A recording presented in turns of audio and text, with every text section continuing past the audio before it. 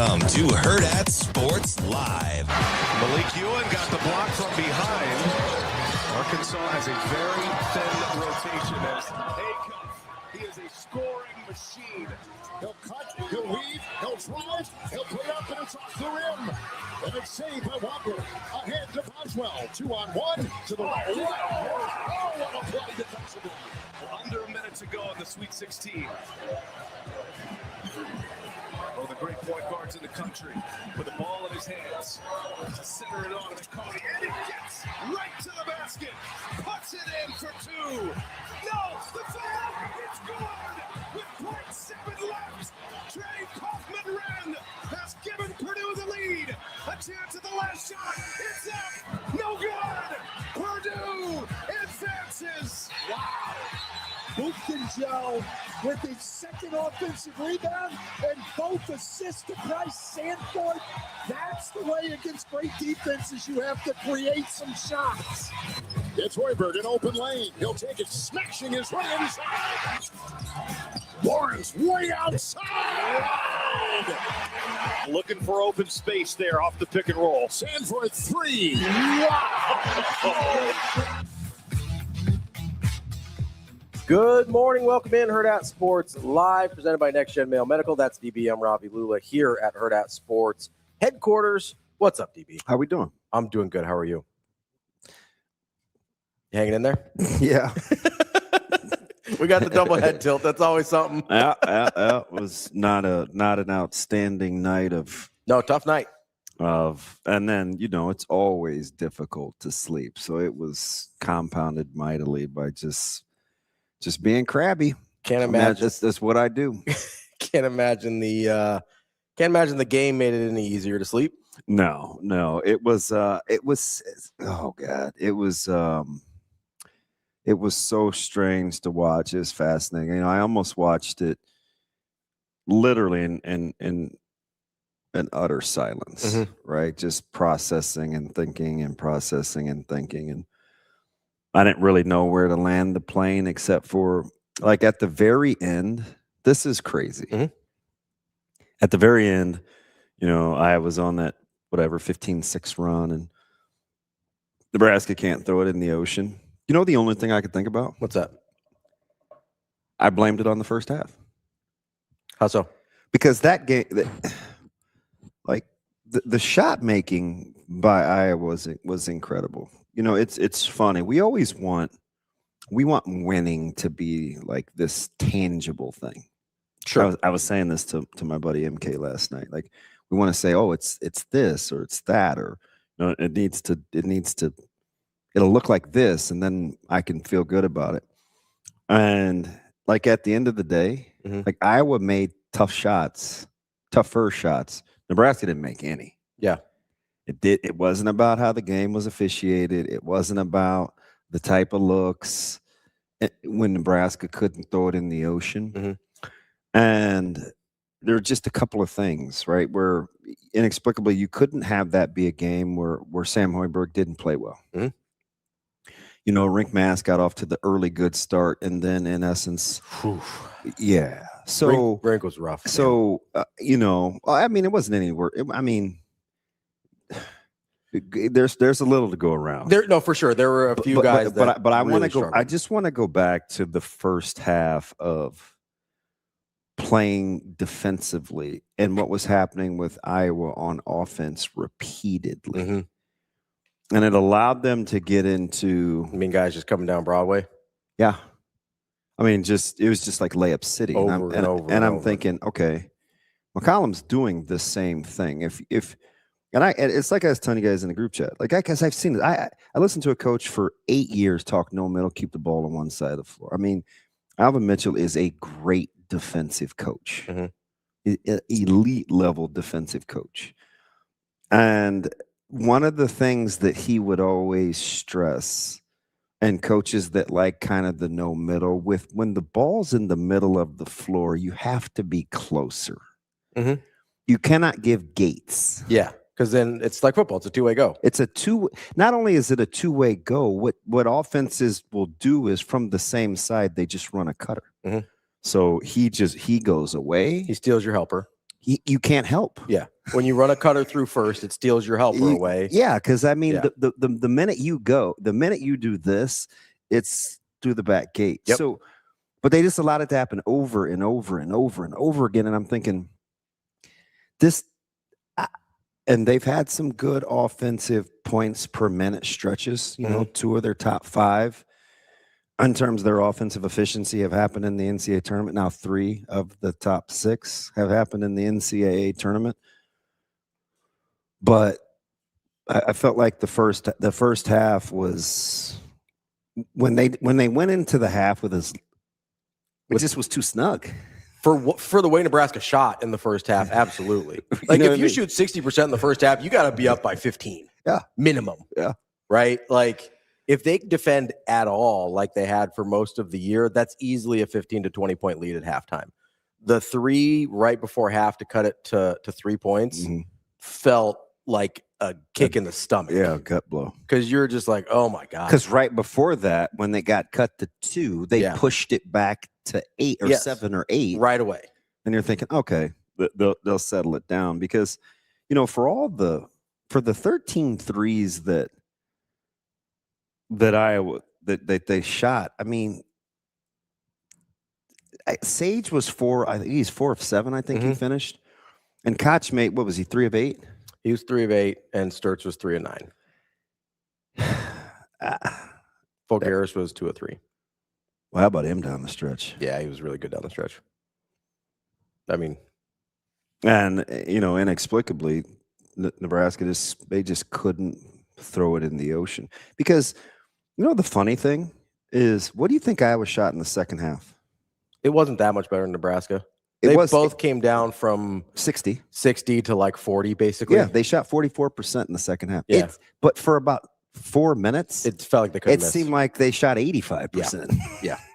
The time, like, I don't know how to explain their this. shot make. I was because I felt this way about their offensive rebounding. I would have guessed they had way more than 3 offensive rebounds. Because all 3 of those were goose egg for so long. Yes, but all 3 of them were in incredibly crucial spots. Yeah. Right? Same thing with the threes. I would have guessed they shot 50 to 60% from 3 in the second half because it felt like they made everything. But it was really, like you said, a 3-4 minute stretch where the game totally flipped on its head, and it felt enormous, right? But the shooting, it's not like Iowa shot the ball 60% for the whole game, right? They didn't. They shot it almost exactly the same in each half as Nebraska did. You know, and then, you know, Nebraska lost the ability to get easy shots. I mean, the points in the paint was just like that dried up.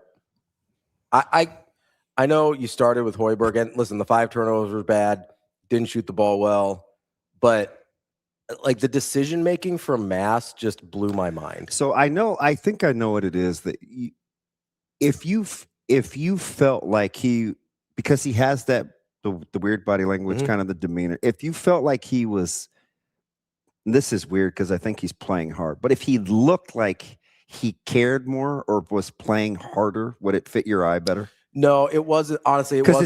It's very rhythmic. It's kind of, and I'm certainly not. I'm saying the impression he gives off. Yeah, no, it's not that for me. It's not like a Jokic thing for me because that's what a lot of the stuff. My problems with Jokic is the body language and the way it looks.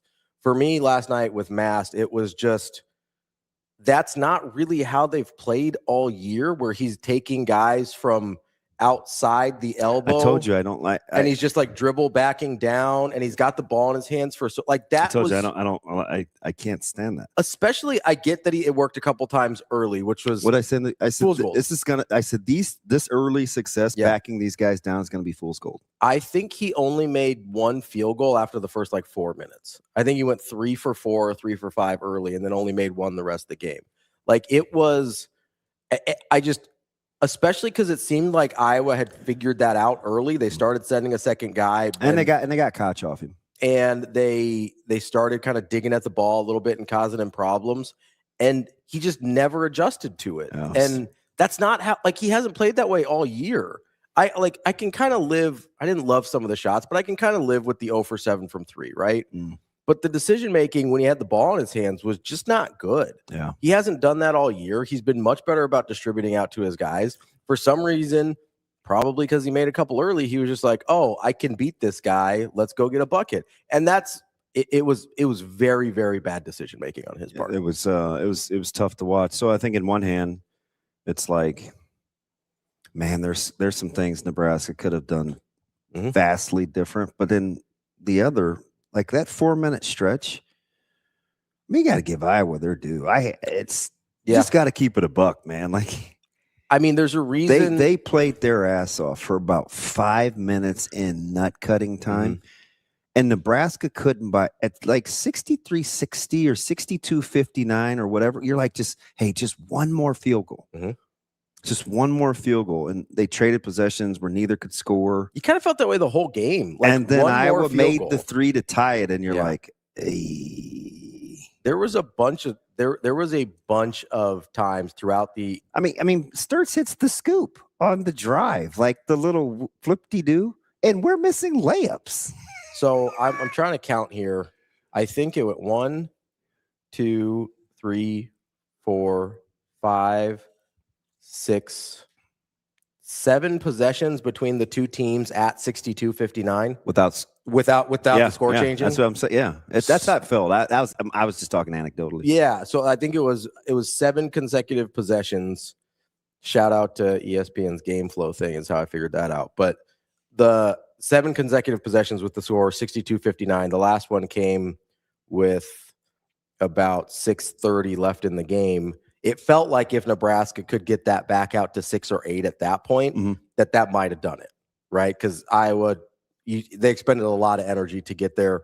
Seemed like Nebraska could have kind of put that thing away if they'd been able to extend it back out at that point, and they just couldn't. And listen, like, yes, all credit to Iowa. There's a reason I'm infatuated with Ben McCollum. He's a unbelievable basketball coach. Yes, he is. Like, yes, he is. I hate Iowa. I don't like saying that. I don't feel good about that. He's fantastic. He's an unbelievable basketball coach, and I have to appreciate how his team, like, how much, like, he's maximized that roster to an unbelievable degree.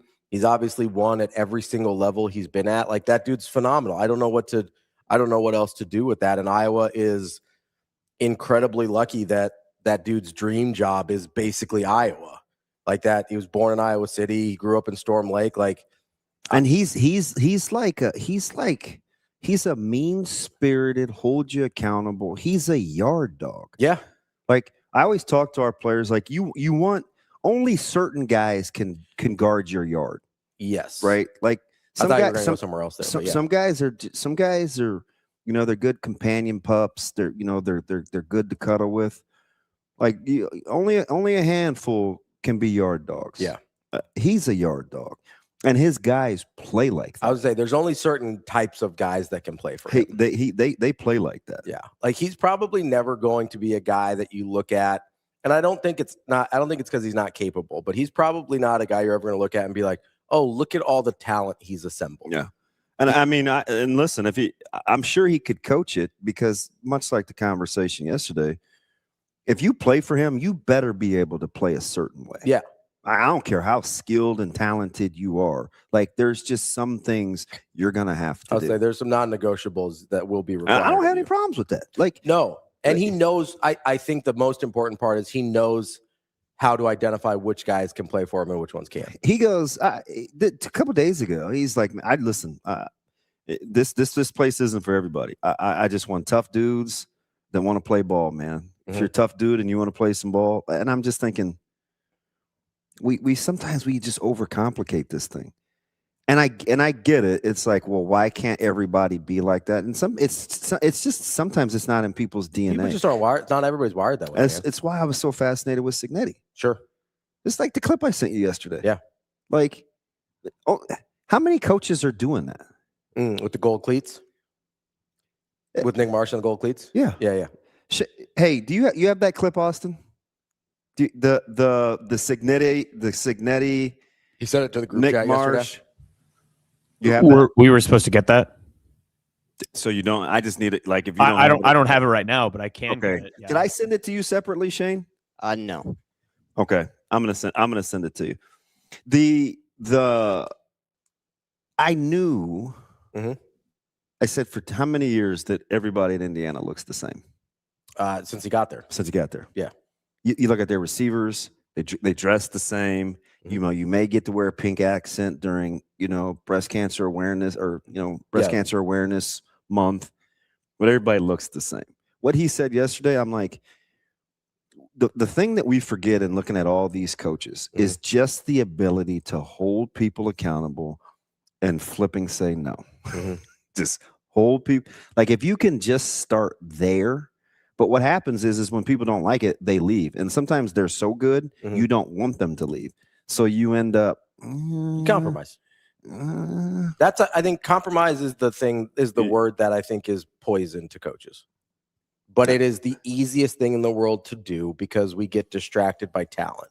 And the weird thing is he brought over, much like Signetti, Brought a bunch of guys from a lower level. All his guys from a lower level that we didn't think could hack it at this. I remember having a conversation with you after Big Ten Media Days 2 years ago, where you came away infatuated by Signetti. I was, and you're like, "Did you listen to the guy? Come listen to this guy." And I'm like, trying not to poop my pants, and I'm sitting out there, and I go, "Okay." So I'm listening to this guy, and I go, "Yeah, I mean, I think it's interesting what he's trying to do." But the question I asked you was, how good is an FCS team is an FCS team better than Indiana was? Yeah. Because he brought over so many guys from JMU, especially that first year. Yeah. And you're like, I don't know, but we'll see. And turns out if you coach them a certain way and coach them like that, and you supplement them with guys that are used to the FBS level, they can be pretty good apparently. Yeah, I hope you're right, Chuck, because I agree with you. Winners do win. And I think Google them. I think Rico has that clip ready for you if you want it. Coaches, thanks, Suave. Coaches, I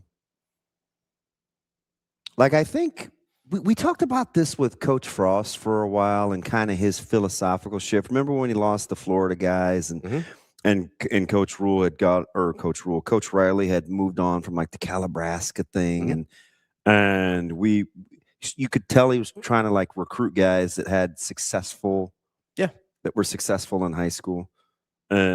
Where it's okay, I want to know what we're getting. We heard Coach Barthel talk about some of the recruiting philosophies, not shifts, just tweaks in terms of where do we come from and what are we getting? The whole winners win thing, it seems so cliche. Yeah, it seems reductive.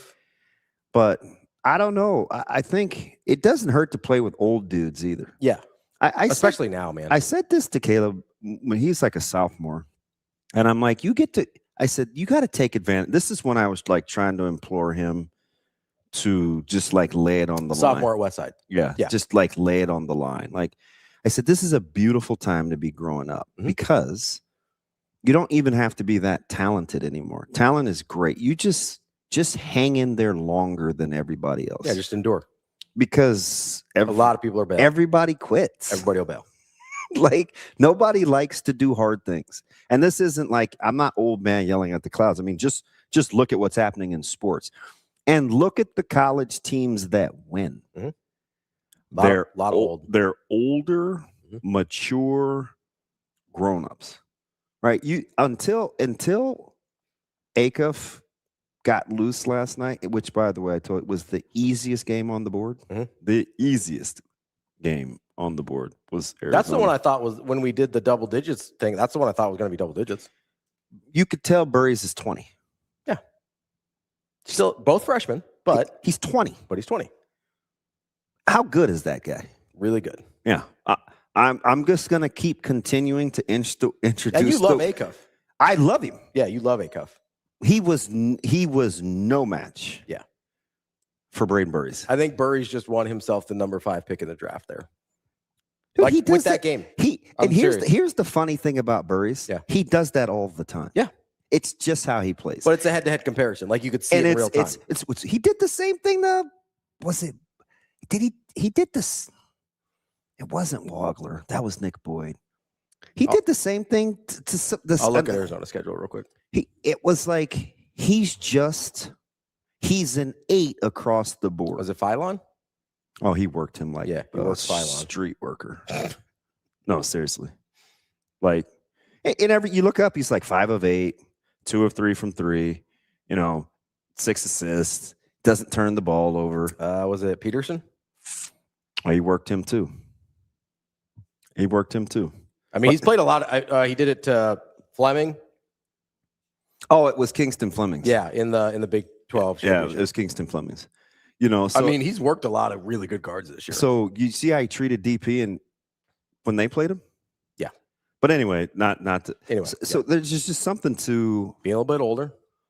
Like I think that's like a big deal. Yeah. A big deal. Like you got the moment wasn't too big for Fleming's, and because Wagler wasn't great either.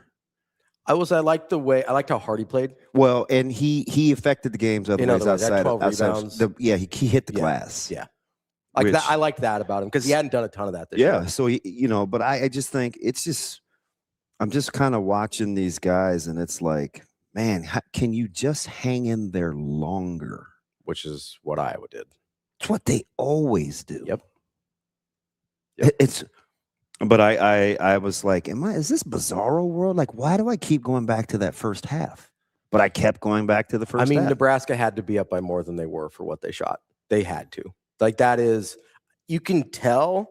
I mean, you've been in games like this, whether it's in football or basketball or anything else. When you're doing something sort of otherworldly for a section of the game, you feel like that needs to put you in a certain position because it's not going to last. You know certain things aren't sustainable. Iowa wasn't going to let you play at that pace the whole game. Yeah, Chuck, you're right, man. And B, you weren't going to shoot like that the whole game. Chuck said Iowa isn't necessarily better. They are winners in everything. Like, yeah, I mean, the university there's a university culture. Yeah. Right? Like, there's a reason, people last night were like, oh, it's football, it's basketball, it's whatever, and like, I hate that. I do too. Like, I can appreciate the culture of the university. Yeah. Two things can be true at once. And still not be like, I mean, a lot of people are like, oh, they own us, blah, blah, blah, whatever. And it's like, I'm not resigning myself to that. You got to fight. Like, I'm not about that. You can't. You've got to fight. I don't know. Like, but you have to admit, AJ, grab that mic. At what point he's got a mouthful of something. I'm sorry. Hey, full of protein right now. Don't worry about me. Gains. Hey, you anti-protein? No. Only like certain types of shakes, I think. I'm gonna stay right here. Stay in the lane. Stay in my lane. At what point, when Iowa tied the game, be honest. Yeah. You thought they were going to win. I think 50-50 was the first time they tied it. No. I texted someone. Was it the first tie? I think 50-50 was the first time. Yeah, somewhere around there. I had texted someone that about. Why did I think 62 was the first time? 50-50? Okay. I texted someone about 4 or 5 minutes left in the game. I was like, I have a vision in my head and how this goes, and it felt like Nebraska was going to keep maybe having like a one possession lead through the last 3 minutes, and it felt like I was just going to make the last shot and win the game. Exactly. Because that's just how it was going. That transpired about 2 minutes before the game actually ended, but realistically, that's how it went down. Is Iowa made the one shot to take the lead, and it was over after that. Nebraska just didn't make any of their shots past that point. I don't think anybody, when that game was at 62, was like, "Oh man, Nebraska's going to win." I don't think you felt good about it. I felt like, because it felt different than when they went to overtime at home. Yeah, because they weren't playing well. Yeah, Nebraska wasn't playing well. Like, that's the thing. Is it? Where'd they go? It was 6 minutes without a field goal. And here's the thing: not all close games are created equal. No, I agree. Right? Yeah, you got to. I know. You know. Yeah, I 100% agree with you. But like, there's close games where you feel like you're just hanging in there. Vanderbilt's a good example. The difference between Vanderbilt and Iowa is a great example, right? Even though Nebraska did have large leads in the Vanderbilt game as well, there was no point in that game where I was like, oh, Nebraska's playing really poorly. Yeah. Right? They felt like they were still executing at a high level, defending at a relatively high level. I thought they were still playing well against Vandy down the stretch. Like, okay, they can get this thing, right? At no point did I think that Vandy was absolutely going to win. I thought they could, but I thought Nebraska absolutely had an opportunity to win that one. Not the entire, but like starting about halfway through the second half, even before it got to 50-50 at that first tie, and then Nebraska got the lead back out a little bit before they tied it back up at 62 again, it felt like Nebraska was hanging on for dear life, and they started that way too early in the second half, where I just go, this is not sustainable. If you don't start playing way better immediately, I agree. Iowa's I absolutely going to overtake you. I agree with you. That was such a heck of a stretch. I could not believe the shots that Iowa was making for a second. I couldn't And believe it was just to hang in there. It wasn't even to take the lead. It was for just a while. It was just like to keep it close. Did you hear what Sturtz had to say after the game and that first 10-0 run by Nebraska? I think it was a media timeout. I don't think McCollum took a timeout, but during that first break, Nebraska was on a heater. Price had made a bunch of contested shots, and they were on fire at the very beginning. And some media member had asked Sturtz, like, "Hey, what did McCollum do differently in the huddle to get you guys ready?" And apparently, he just smashed his clipboard, broke a marker, and just said, "You guys suck right now. You guys are bad." And that's like, and honestly, great attitude. Like, because truthfully, they weren't good enough. And then what did they do? They came out on an 8-0 run, and then they did it again. Nebraska goes out by 10, and Iowa responds with another 8-0 run. Like, I mean, that sometimes it's not X's and O's. Sometimes you just want it more. And they just proved that. They just don't blink. And I think it's. I thought the first half, though, sometimes he co-hosts. So I talk to him like he's co-hosting. That's right. You don't co-host with me. You co-host with other people. Yes, I'm very scared of you. That's why. You see that eye roll? I didn't eye roll. That wasn't me. That was me. Oh, okay. My people say. Hold on. Let me get it on camera. Do it one more time. No. He got nervous. The first half was coaching. Yeah. The second half was not. The second half was stamina. The second half was competitive stamina. Yeah. Okay. The second half was just like indoor. Yeah. Because I think the point that Austin made is important here. A lot of times, and we talked about this a little bit yesterday, they were like, hey, sometimes it's about adjustments. And I'm like, sometimes it's about not knowing when not to make adjustments. Yeah. Oh, yeah, 100%. Like, if you're Iowa and you're down 10-0, it's not like you just have to execute the things you know you're good at better. Yeah, like, I mean, keep it a buck. Who had Sage on your bingo card? No one. Hey, no but one. He found it and he stayed with it. Yeah. Yeah. I mean, dude went 4 of 7 from behind the arc in the biggest game of his career. Yeah. You know what? What was he shooting? That's like backup kickers kicking game winners that wobble through the uprights in crunch time after 2 turnovers and 22 seconds to win a game you had no business winning. Yeah, didn't need to bring that up again, but that's okay. Dude, No, I know. It's crazy. He had only made, I think, 22 3-pointers coming into that game all year. And he made 4 last night. Tate Sage. That's unbelievable. 25% of his entire total for the season. So I saw a graphic. Nebraska made 11 field goals in the first 10 minutes. The first 10 minutes. And then only 13 the rest of the game. Rest of the game. Yeah. I believe that's correct. Somebody tweeted that at me. Because I know they were 15 of 26 and they went on the skid, the little bit of the skid in the first half. Mm-hmm. And they were 9 of 32 in the second half. Yeah. It's unbelievable. I'm trying to find the tweet to make sure I got the. Did it seem like they had more than 10 turnovers? Well, yeah, because they got 20 points off of them. Yeah. They literally scored on every turnover. Yeah. I mean, that's I've never seen that before.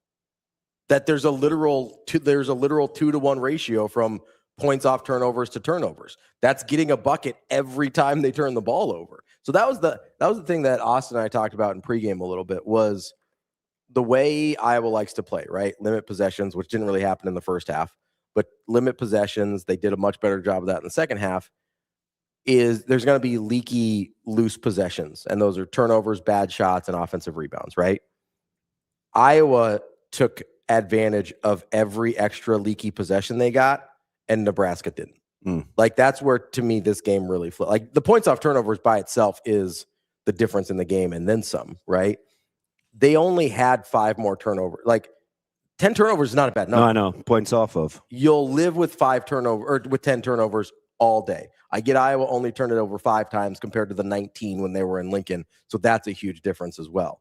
But the fact that you allowed them to get 20 points off of your 10 turnovers, Mm-hmm. you might as well have turned it over 20 times. Yeah. Because that's normally the number you have. Like, you usually have to get somewhere between 15 and 20 turnovers to give up 20 points off turnovers. I just was hoping at some point, which is why I didn't really want to do the officiating thing.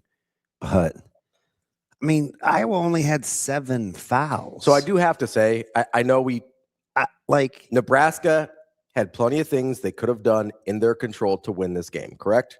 Is that a fair caveat to start with before Fair. I talk of officiating? Fair. There were plenty of other factors. I also do not think I've ever seen a game in which a team was only called for 1 foul in an entire half. That's unreal. Yeah. Like, I don't know what to do with that. Like, especially, it's not like Iowa is not a particularly physical team. I just don't know where I could say I felt like it mattered. Sure. I mean, maybe it breaks momentum up a little bit or something. You know what I mean? There were, like what part of the game were you watching where you're like, oh, that's a foul?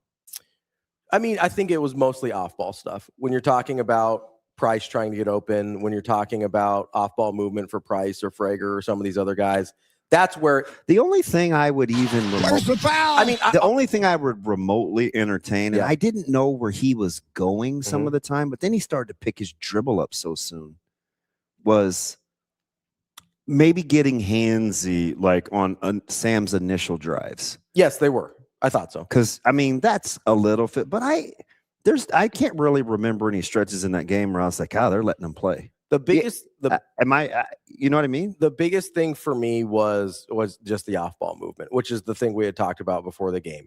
I thought Nebraska, and clearly, this was Nebraska had the lead for 38 minutes.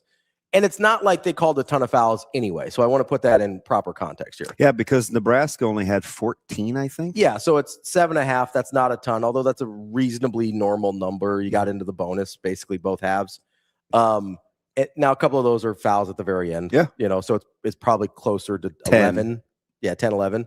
So not a ton of fouls in this game regardless, right? So I want to make that clear. But I just cannot fathom a world in which a basketball team only fouled 1 time and a half. Like, that's just not a real thing. Yeah. Especially, like, this is not a particularly finesse team in Iowa. Like, they play really hard and reasonably physical, even if they're not a huge team. Like, I have a really hard time buying that that's the case. And I think they were allowed to be as physical as they wanted to be off the ball. Yeah, which hurts Nebraska. But again, with all that being said, Nebraska had every opportunity to win this game anyway with things they could control. I could see that TK a couple of times where I felt like Price got knocked pretty hard, but officiating is the last thing I thought of. Yeah, the first thing I thought of was, hey, defend anyone in the first half. That's number one. That was for the first me. thing. And then I couldn't believe the stones that Iowa had to shoot some of the shots they had trying to stay in the game in the second half. Sure, because Nebraska's defense did get a lot better in the second half. Yeah, and they just and it got grimy. Yeah, 100%. and I was like, oh shoot, like I'm like, damn, how'd they make fudge? Like, yeah, they made shots and Nebraska didn't, and I get it, it's hoops, and you're thinking, but that was the epitome of a make or miss league. Yeah. The things that I thought of before the officiating were Nebraska's first half defense, rink mass decision making on offense.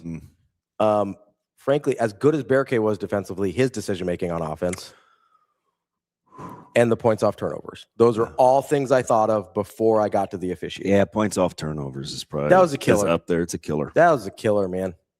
Every time you turn the ball over, they just got you. I just didn't know what we shot. wanted to do once we got in the lane.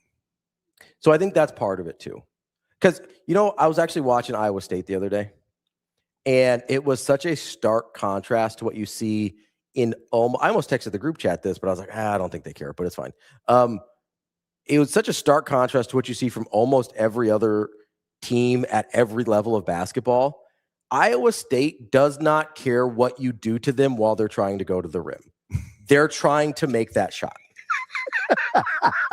That's a good. I have to check that out. There is zero like jumping into guys. I love it though in theory because no, I know. Like I love that in theory. Like don't make them change. Like don't let them change your shot. Go make the shot. If they foul you, cool. Go make the shot. I got to pay. Go back and watch Iowa State again. I got to go back because this was, and I've watched them half a dozen times this year. Like I don't know, probably 10 times this year. And it was in their last tournament game that because they were getting a bunch of and ones early in that game. And I was just like, they don't care what you do to them on the way to the rim. They're trying to make that shot. And 99% of basketball teams and players out there don't do that anymore. Yeah. They're trying, they do this number, they do the pump fake. They have no plan. And here's the problem with it. If they don't get fouled, they have zero plan. Yeah. That's why it looks like it does sometimes, right? Iowa State the plan is we're making this shot. Yeah. If anything else happens. That's their coach's. Yes. It is a very Otzelberger thing. Yeah. Like he's just not going to turn that. He's just not shying away. If they get fouled, they're like, all right, cool. But my plan is to make this shot. And so when your plan is to get fouled, that's a very different mindset, especially when you don't get fouled or they don't call the foul. That's a very different mindset than if I get a foot in the lane, you're scoring. Yeah, one way or another. I'm either getting a field goal or I'm going to the stripe. Yes. And if I go to the stripe, cool, but I'm trying to make that shot anyway. Yeah. They don't compromise. And that's the biggest thing is they don't compromise what their shot should look like. Because a lot of times when you try and draw a foul, you end up throwing up some crap. We saw last night. Yeah. You see it all the time. Yeah. Right? Yeah. It's the thing that bothers me about some of the guys that do the foul baiting in the NBA. It's not that they're good at drawing fouls. It's that they're not trying to make shots. Yeah. They just want to get fouled. Right? Yeah. That might be the best. That might be the best you've worded it when you hate on Shai Gilgeous. Sure. Like, and Harden. And even when I don't like Luka. Dude, he's not trying to make the shot. He just wants to get fouled. I get it. Yeah. If you get fouled, cool. And it's a skill set to learn how to get fouled. But try and make the shot, man. Yeah. Because you're not playing basketball anymore. You're doing something else now. I agree. We'll take a break. I agree with that too, Eric. Especially with 5 seconds on the clock. Yeah. Because you're really not going to end up in a half-court situation. I felt like the first half had different reasons than the second half. I thought Nebraska got outcoached in the first half. I think that's pretty plain. Let's take a quick break here. That's DB. I'm Ravi Lulla. We will be right back. It's Hurrdat Sports Live.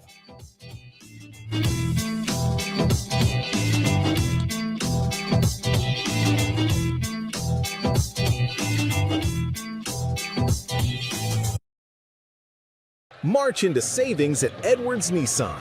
Lease the 2026 Nissan Rogue Platinum starting at just $339 a month. A premium ride at an unbeatable price. Drive away with more this spring. Or save $2,650 on the 2026 Nissan Pathfinder. Plus, finance at just 2.9% for 72 months. Don't wait. March into savings right now at Edwards Nissan. It pays to make the drive to Edwards Nissan.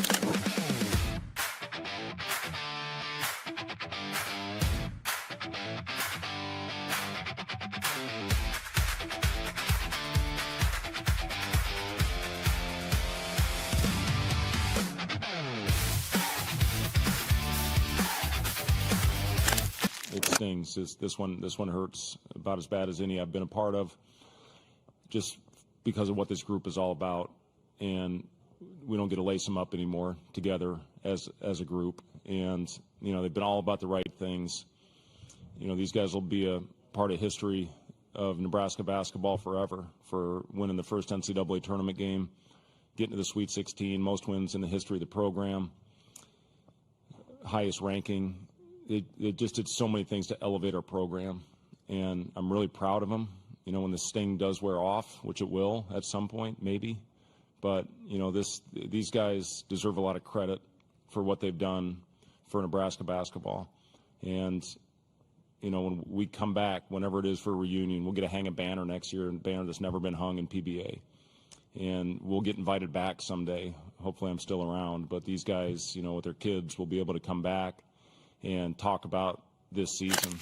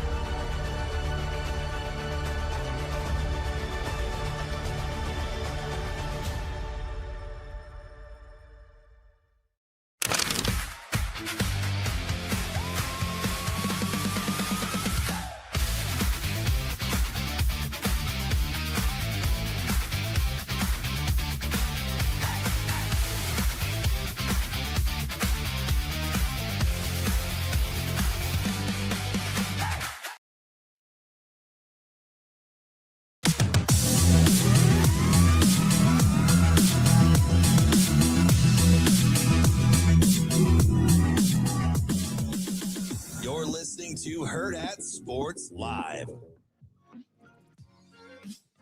Welcome back, Hurrdat Sports Live. That's DB. I'm Ravi Lulla. Almost messed up my own name there. Here at Hurrdat Sports HQ. I got some good comments here in the chat. TK says, "Let us defend our crown championship." He was so mad. Oh my gosh. LT, you know how you can hear anger through text? Yeah. Dude, they were like long, pissy meltdowns. LTD says, "I will concede that there were a lot of other issues in this game. Frustration definitely can cause problems in performance, though, and constantly being fouled and no calls is frustrating." I get that. That's kind of the mindset thing, though, I was talking about with Iowa State. Can you imagine if Rink in the post played to score? That we were just talking about. Austin came in during the break when you left and just came in and used that example. Yeah, like it's just a different game. Or the left-hand layup finish when, Sam had another step to the rim. Like that's Iowa was trying to dunk those. Yeah. Iowa. Not exactly the team you would look at and be like, phenomenal athleticism. Oh, yeah. Like Air Sage. Yeah. I mean, I think Fulgaris put Rink mask through the rim on one. Dude, Fulgaris may not have to buy a drink in Iowa City again. Ever again. Did he miss a shot? What was he, 6 of 7? I've got the box score here, I think. The 3 from the top of the key was like killer. Take it and you'll like it. Yeah, he was 6 or 7, 16 points. Yeah, I didn't remember him missing a shot, so I wanted to give myself a little wiggle room. I think he missed a free throw and then he missed a 3-pointer as well. Also had 3 steals, which you probably don't imagine. I don't even want to get it because I'm telling you, man, the turnovers drove me up the wall. Yeah. They just were getting points off of it. I was like, I mean, that has to be Sam's most turnovers all year. 5 has to be. Maybe tied a career high because I think he had a year. Yeah, I would think because this year he's been pretty good. Well, he had 5 or 6. Was it against Illinois at PBA? Let me look here. He had 5 or 6 about a month ago. I'll bring up his game log. I'm weird like that, so that's okay. He had 4 against Iowa last time, so this isn't entirely new. 5 is the most this season, yes. I would say he doesn't have more than 4 against anybody else. Illinois at PBA was he didn't have any against. What am I thinking of? It might be Iowa at PBA was 4. 4? Yeah. Yeah, he actually didn't turn the ball over against Illinois all year. Ooh. So take that, Wagler. You must have been thinking about the Iowa game. Yeah, Iowa game. I know it was at I know it was at PBA. He shot the ball well and did other things well that he didn't do yesterday. So that kind of offset the turnovers a little bit. And Iowa didn't score on literally all of them, which helps. Oh, were you rocking with me on Texas? What about them? Just covering. I actually thought they'd win, but it's hard because I don't like Texas and I don't trust Purdue, so that's hard. Like I'm in a weird spot there. Listen, welcome. Texas should have won that game. Like they were ahead the entire game. And if that was the fan base's first time watching Purdue, enjoy that because that's how they play. They touch, they clutch. Yeah. You play a certain way for Painter. Clough and TKR, those guys could play football. Oh, yeah. You're getting 2 hands in the back. You're getting shoves. You're getting home. I told you, remember me doing Clough? Just with the... Yeah, I mean, Clough looks like an offensive tackle. Getting a rebound and not ever jumping. Never moves. He just holds you here. I got this one here. Or he taps it to somebody or whatever. Yeah. It's maddening.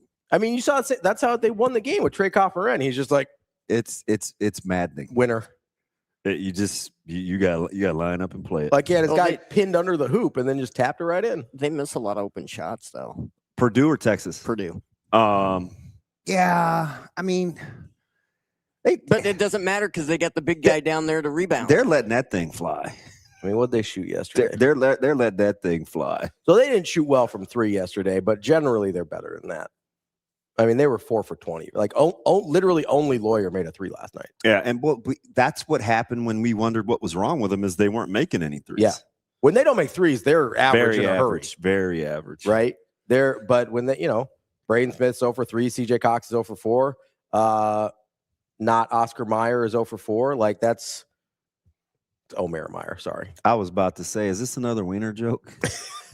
His name's Omer Meyer. My brain went, oh, Oscar Mayer. Like, so, No, I'm not saying that. Somebody called me on that the other day. as a more Omar Ashik kind of guy. Huckleberry, Wienerberry.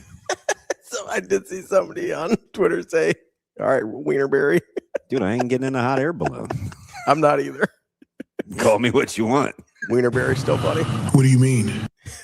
What do you mean? What do you mean? How about, okay, this is, we can take a little break from Nebraska basketball here for a second. How about LSU hiring a basketball coach while they have a basketball coach? Yeah, it's the shadiest thing ever. And of course, Will Wade's involved. So what is it with That athletic department is, they're ran by the government? yeah, The it's state's like the governor's literally governor's making just hires. like the dude. Yeah, this is weird, man. This is the second sport he's done this. Yeah. He's like, Brian Kelly, you're not the coach anymore. AD, you're not making the hire. Like, what are we doing? I'm firing the president too. Is there a more funny collection of people than LSU athletics right now? I mean, genuinely speaking, like you've just got bad humans, like coaches that don't care about their players like openly. And then you also have Lane Kiffin. I mean, the fact that the third option was Lane Kiffin is just very funny. I mean, it's incredible. Yeah, Lane Kiffin being the moral compass of your athletic department is probably not a place you want to be. What do you think Will Wade and the Lane train are talking about? Sorority row. No, I think Lane's got that out of his system. He's been to a few hot yoga classes. I don't know. In Oxford. I think he moved off campus with his activities. There was some leaked DMs from hot yoga. You also have Kim Mulkey. Oh yeah, she might be the craziest. See, one of them that was all. the one I was talking about a coach who does not care about their players. Is Kim Mulkey. She's a gem, though. I rock with Kim. I don't know why, Austin. I just do. I think I like the fact that I would leave a conversation with her, and I know exactly where I stand. I just think there's something. I know that drives you crazy, but He likes the outfits. It's okay. I was gonna say, I'm pretty sure Mulkey told Brittany Griner that they should have left her in Russia. So I don't think she's not necessarily a player's coach. But to DB's point, Brittany knew where she stood. Knows where she stands. With Kim. Yeah, don't hit me up for anything because I'm gonna leave you where you sit. So it's probably pretty good, huh? Yeah, it's probably pretty good, huh? Mulkey's like, I think Putin's making some really good points here. Listen, She just wanted a fur coat. That's all she wanted. She took the podium the other day with no makeup. Yeah. Look like a different person. Yeah. So it's probably pretty good, huh? Pretty good, huh? I do like her though. I don't think I'd recognize her if she didn't have peacock. Hey, it was just going like on, this is just like last week. big press conference, guy. That's pretty shallow. No, it is what it is, dude. I mean, so I see why you honk for McCollum. He's so good, man. Like I know it made people mad, especially yesterday, because they're like, it's Iowa, screw McCollum, screw Iowa. I get it, man, but like. No, I'd be the same way though. You can not like something and acknowledge that they're good. I wish he coached anywhere else. I do it all the time with Iowa, and I know it drives people crazy. Does North Carolina have to call him? It's not a good fit.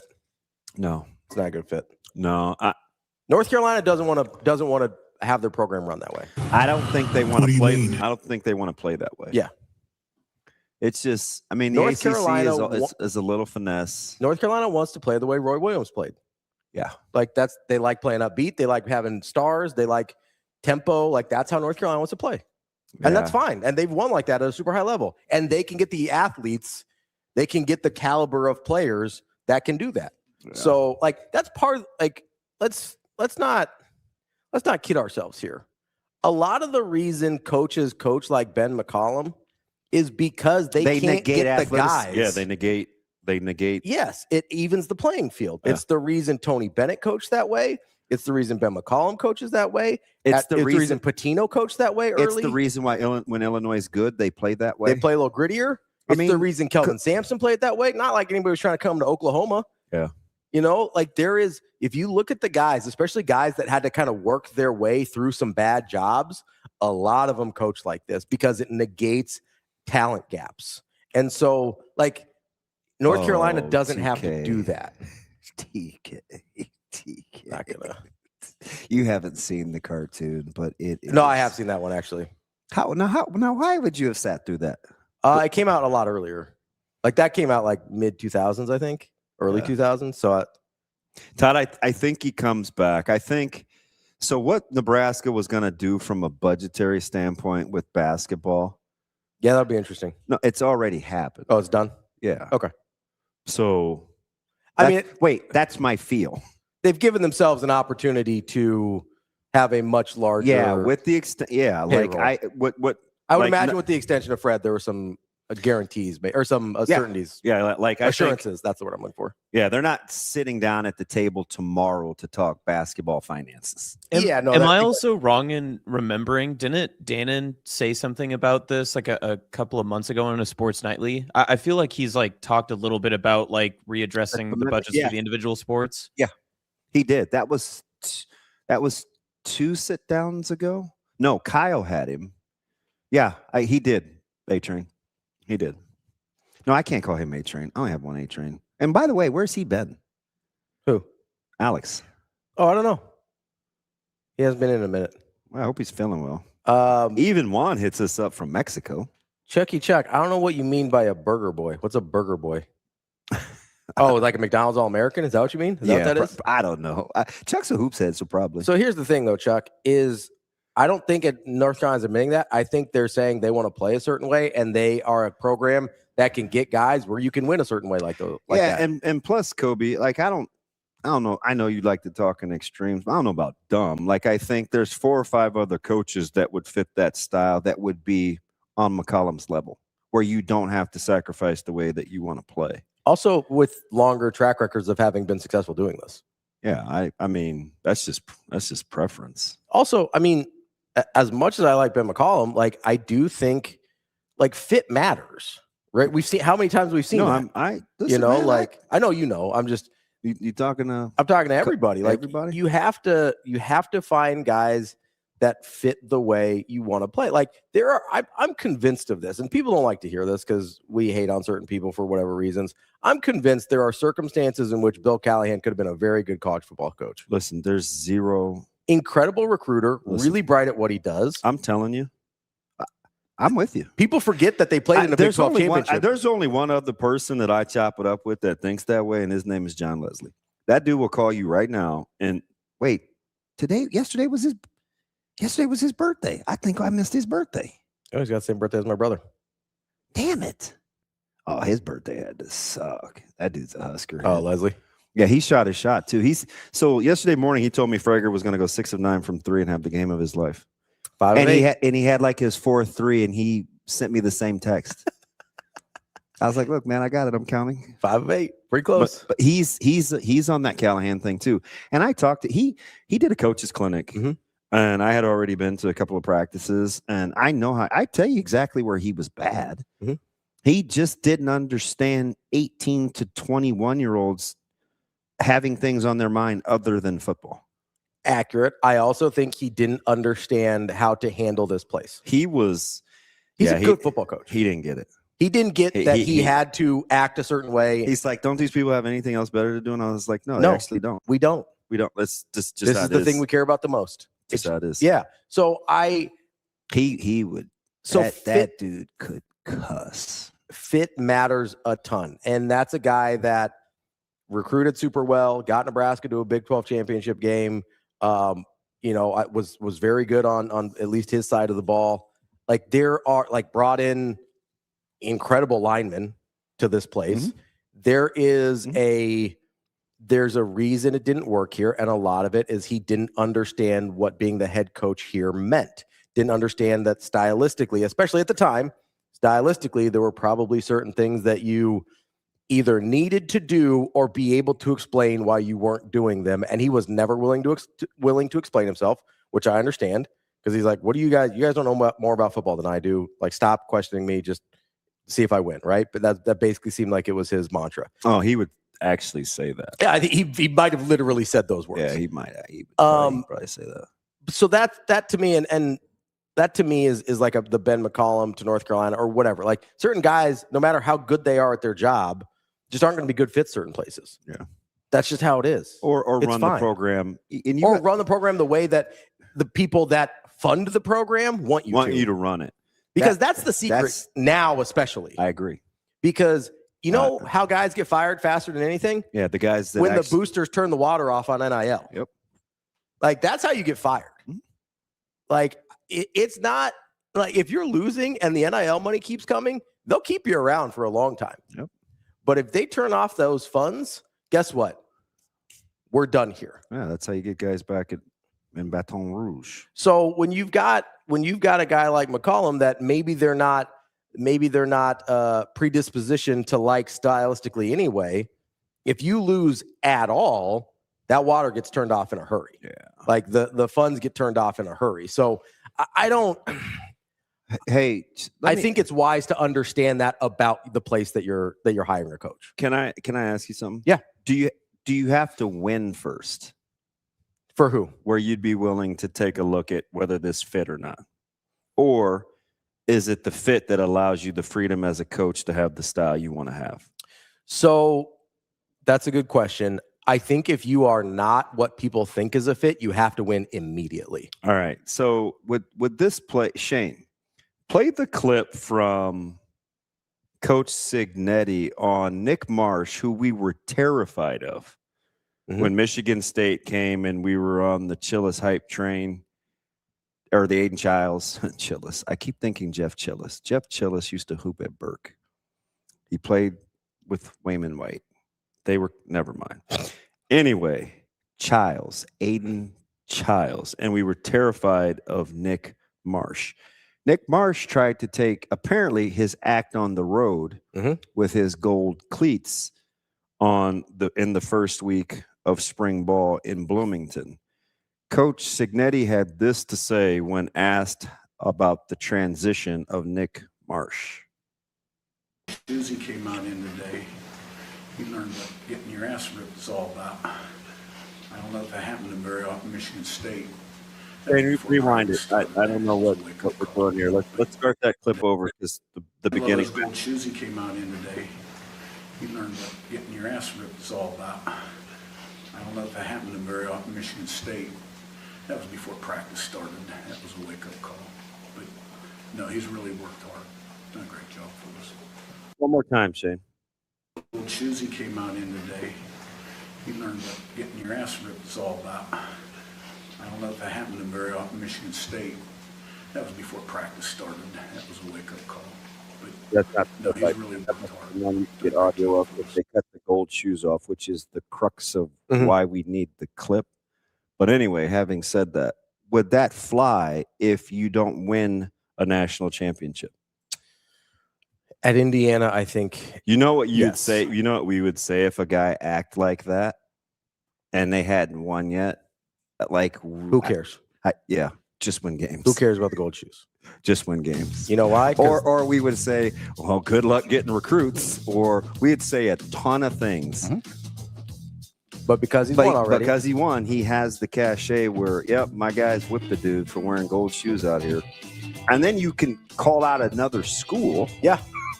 And it's like, oh, man, that dude's pretty cool. It's easier when that school doesn't have their head coach anymore. Because here, unfortunately, because we've lost so much, it's, well, you better win. Yeah.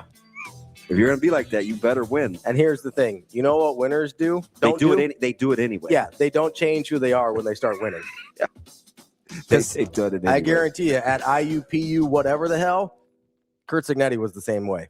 We've listened to his clips. You sent them to me from when he gets introduced to D2 head coaching jobs. He's this exact same dude. Same guy. Let's take a quick break. We're going to get Tim VERGHESE coming up next here on Hurrdat Sports Live. March into savings with Edwards Kia's March Mania lease special.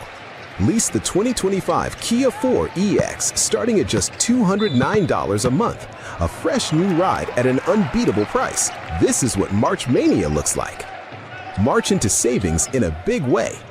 Or lease the 2027 Kia Telluride S starting at just $499 a month. Don't wait. March into savings right now at Edwards Kia.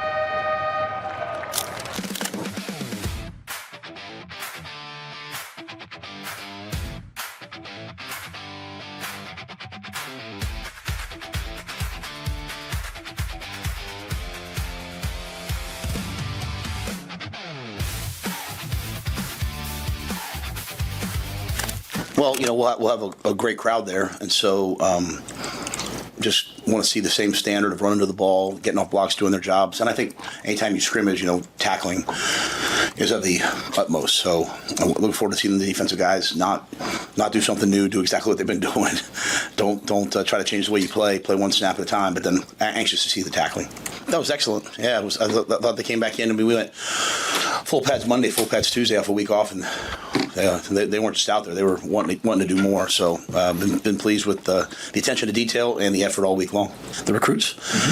Well, yeah, I think the biggest thing is when you come to Lincoln, when you come to UNL, you fall in love with the place. And so I want players who've never seen it before to come here and see it. I want people who've been here before to come back and just continue to check boxes in terms of the facilities, the people that they're around, and then a chance to see see a game in Memorial Stadium, see the crowd, see the fan support, and also just see the way that way the team looks.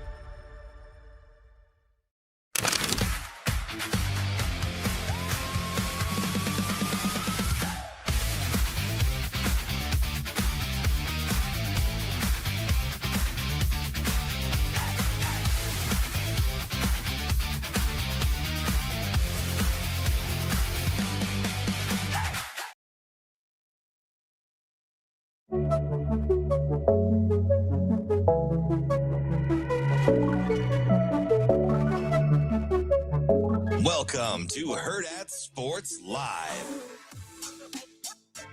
Welcome back, Hurrdat Sports Live, presented by Next Gen Male Medical. That's DB. I'm Ravi Lulla here at Hurrdat Sports HQ. We are joined now by Tim VERGHESE from inside Nebraska. Tim, how are we doing this morning? How we doing? We're okay. I mean, we're just hard to give credit where credit is due, but you do this job long enough, you learn to be objective. There were some stretches last night from Iowa where I was like, damn, they're playing good basketball. So the shots they made to keep that thing within striking distance before they finally took the lead with 2:10 to play was incredible when Nebraska couldn't throw it in the ocean. So, just lamenting, licking a few wounds. How about you? Yeah, I mean, that's pretty much where it's at. I mean, I like it. That was the whole thing for me, like watching that down the stretch. I mean, I tweeted it, but it's like just the Homer Simpson's TV sports picture where he's just sitting leaned in watching. Like that's where I was at one point in the second half, where I'm just locked in on good basketball, and it was really good to see. I thought it was really good to see this team make the run. I hope they're celebrated. I hope the way this thing ended doesn't take away from what this run was, what this team is, and I think this is a sign of things to come. Like, I mean, talking with people just across the board this week, I mean, certainly sounds like investment in basketball is going way up moving forward, and Fred's going to have the resources he needs to keep this thing rolling. Yeah, I agree. We were talking about, I think whatever the commitments that were going to be made for basketball had been made. They didn't have anything to do with what happened last night. So we had some people wondering about, price and whatever else. Like whatever's going to happen, I think they already know what they need, and then it's up to set individuals to do with it what they want. But to your point, they'll at least have the option. Yeah, that's what you want. I mean, you want the option. You want to be able to have, like we talked about with football and that side of things too. Like you want to have a seat at the table. I think Nebraska's getting into position, if not in position now, to have a seat at the table for some of these important recruiting conversations moving forward. Speaking of seats at the table, Nebraska is going to need a pretty big table this weekend. What kind of numbers are we looking at in terms of guys that Nebraska's bringing in? Yeah, it's a good group. You've got about, I posted this morning, looking at about 50 plus recruits in town this weekend. I think it starts in the 27 group with some of the top targets back on campus. It's a really good group of guys for Jeep Wade in particular. I think he's got a really nice crew. Mark Matthews, the #1 offensive tackle in the country. Olu Bobola, the #5 offensive tackle in the country. Nate Carson, the #11 interior offensive line in the country. Timmy Aliu, who we've talked about a good bit, tentatively expected back in town. Ian Walker, a rising offensive tackle out of New Jersey, expected back in town. Avery Michael, an Oregon commit, offensive tackle commit, expected in town. Barrett Cottrell, in-state legacy offensive line prospect, expected in town. And then elsewhere in the 27 class, a few other names to hit on. Juju Johnson, 4-star cornerback. I think Nebraska has an opportunity here to solidify themselves as the leader of that recruitment. It's been a back and forth battle here as of late between Nebraska, Oklahoma. Still think Nebraska has some work to do to ultimately fend off Miami and a few other programs in that recruitment. But I really like what Addison Williams has done in that recruitment to this point. Down out in California, you have Olive Felletti, Tui Halamaka, a 4-star defensive lineman out of Oaks Christian. Halamaka. Yeah, it's a name. I practice saying it just in case in the next handful of years. That and Umbody. It's like Umbody, yeah. It's like, okay, Coach Brown, I see you working, because these are both the guys that we're mentioning. This is their first time on campus too. It's big. Yeah, and I don't know if you saw the 2 most recent edge offers that Roy Manning has made, but there's some names on those 2 guys as well. Yesterday we had an offer out to God's Choice, E-Boy Bowden out of California, and a 2027 edge target. And then we also had an offer out to Uhila Wolfgram, a 3-star edge rusher out of Utah. So yeah, they're recruiting some names along the defensive front. Hey Tim, what's the could you give me Yahula's full name, please? Oh yeah. Okay, give me a second. I think it's Afi Lafetti. Is it Ali Faletti? Yeah, Ali Faletti. Yeah. No, okay. No, we're talking about someone else. No, yeah, we're talking about Uhila. Oh, yeah. He's got yeah. Best wishes with that one, Tim. Yeah. Little names there that I'm like, I don't know, man. Yeah, but I mean, his Twitter bio is something, or his Twitter line is something else.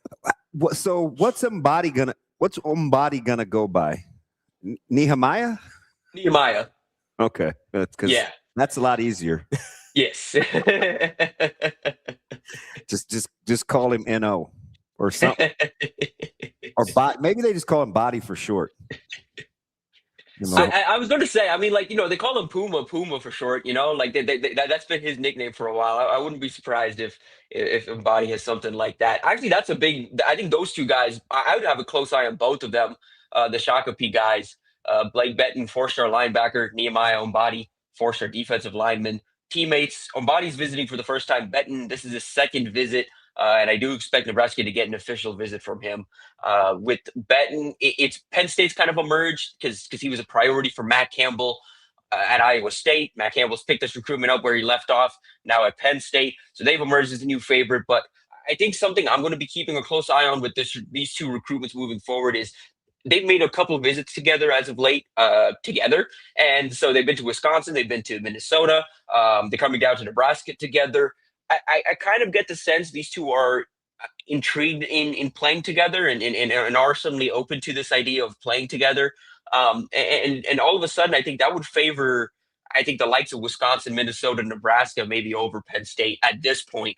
I'm curious to see how this weekend goes for the 2, because I know Nebraska is going to try and sell this package deal type thing. I just don't know really what, like, how are you going to separate yourselves from programs closer to home, like Minnesota, like Wisconsin, that can sell them on the exact same thing, teaming up together, starring together in the same defense, and having some familiarity with each other. Yeah, I've been up to Shakopee at that high school. A couple of AAU tournaments. It's like a college campus. And TV, they have a robotics wing where I thought walking out of one of the 38 exits that they have, it looked like NASA with these arms and robotics equipment. And I'm thinking, boy, this tax-based revenue public education must be free-flowing. So I know those guys will at least be pretty bright, too, because I think academics are at a premium up there in Minnesota. But let me get to go ahead. No, I was going to say I have a couple conversations with Benton. He's a smart kid. Yeah, I'm telling you, like you've seen some places, right? I mean, some of these high schools, it's like they're just mini campuses, and Minnesota has quite a few. The cost of living must be pretty good, and the Eden Prairie, the Shakopee. I'm telling you, man. Listen. I'm from Texas, so I know a thing or two about this. you want the funniest thing about being from Texas? So we're at Bishop Gorman, which, I mean, it's an immaculate facility, right? But it holds less than 3,000. Yeah. And some people were lamenting over Gorman and the campus, and Dr. Els is kind of taking a look around, and she's like, I don't know, y'all. Like, there's some stadiums in they're like, yeah, Doc, we get it. Like, we get it. Texas is definitely, to your point, TV, Texas is definitely different. Yeah, we had Steve drove down to Houston, obviously, and on his way down, he was driving through Dallas, and he was like, yeah, I got to see some of the like Carrollton stadiums, and I was like, oh, that's not even like up there with like the stadiums you need to see, but like I'm glad that caught your eye. Like you got to go to Allen, you got to go to McKinney, you got to go to Katy, and those are the stadiums down there. Listen, so how about the weekend though for Nebraska's staff, because they've got the coaches clinic today and tomorrow, that which starts. You've got the spring game. You've got your recruiting list. How about the guys that probably need a little bit of a shout out that aren't with necessarily the essential staff in terms of coaching, but have to put the whole weekend together? I mean, this is a pretty busy stretch. Yeah, it starts. I mean, Elza. We just talked about it, but another one who's everywhere, and he's going to be. I'm fully anticipating already, not having a whole lot of time around her tomorrow because she's going to be running all over the place like she always is. But her, I mean, it's been a lot. Like, I mean, we talked about with the assistant coaches, but I think for like Anthony Johnson, assistant director of player personnel, I've given him a shout out a few different places, but I think that's a rising star within this recruiting department. I think he does a really good job, specifically on the defensive side of the ball, building relationships. He was a key reason Nebraska landed Dylan Berriman. They're a key reason they've stuck around in some of these recruitments amidst coasting turnover on both sides of the ball here in the 27 class. And he's going to play a key role in Nebraska closing. Or if they put together this top 10 to 15 class here in the 27 cycle, he's going to be a key reason why. And then Matt Pierce as well, recruiting coordinator, and it has really helped out Nebraska's efforts on the East Coast. You've seen an uptick in visits and interest and all of this from guys in the Carolinas, guys in the DMV, even further up north, New York, New Jersey, and so forth. And that really comes down. I think to Pierce, who's played a key role in that. So you've got a few guys like that on staff that I think are playing a key role. And then again, we keep shouting him out on here and keep talking about how this guy doesn't get enough praise. EJ Bartel, again, that guy goes above and beyond what he's supposed to be doing as a running backs coach to keep Nebraska in the mix for some top targets, to keep Nebraska involved with top Chicago prospects. You look ahead to the 28 cycle and what Nebraska has coming in this weekend. Darion Prescott, number 3 edge rusher in the country out of Bolingbrook. That's a Notre Dame, Michigan, Ohio State, so on and so forth led recruitment. But Nebraska's going to get their first shot to impress this weekend. Big opportunity ahead for Roy Manning. You talk about EJ Bartel himself, Zayden Jernigan, the number 1 running back in the 28 cycle out of Mississippi. He's going to be on campus this weekend for the first time as part of the Huddle Futures Forum. And then you go further down, you look across just what Nebraska has coming in 28 as part of this Huddle Futures Forum. It's a big opportunity, and it's really savvy work.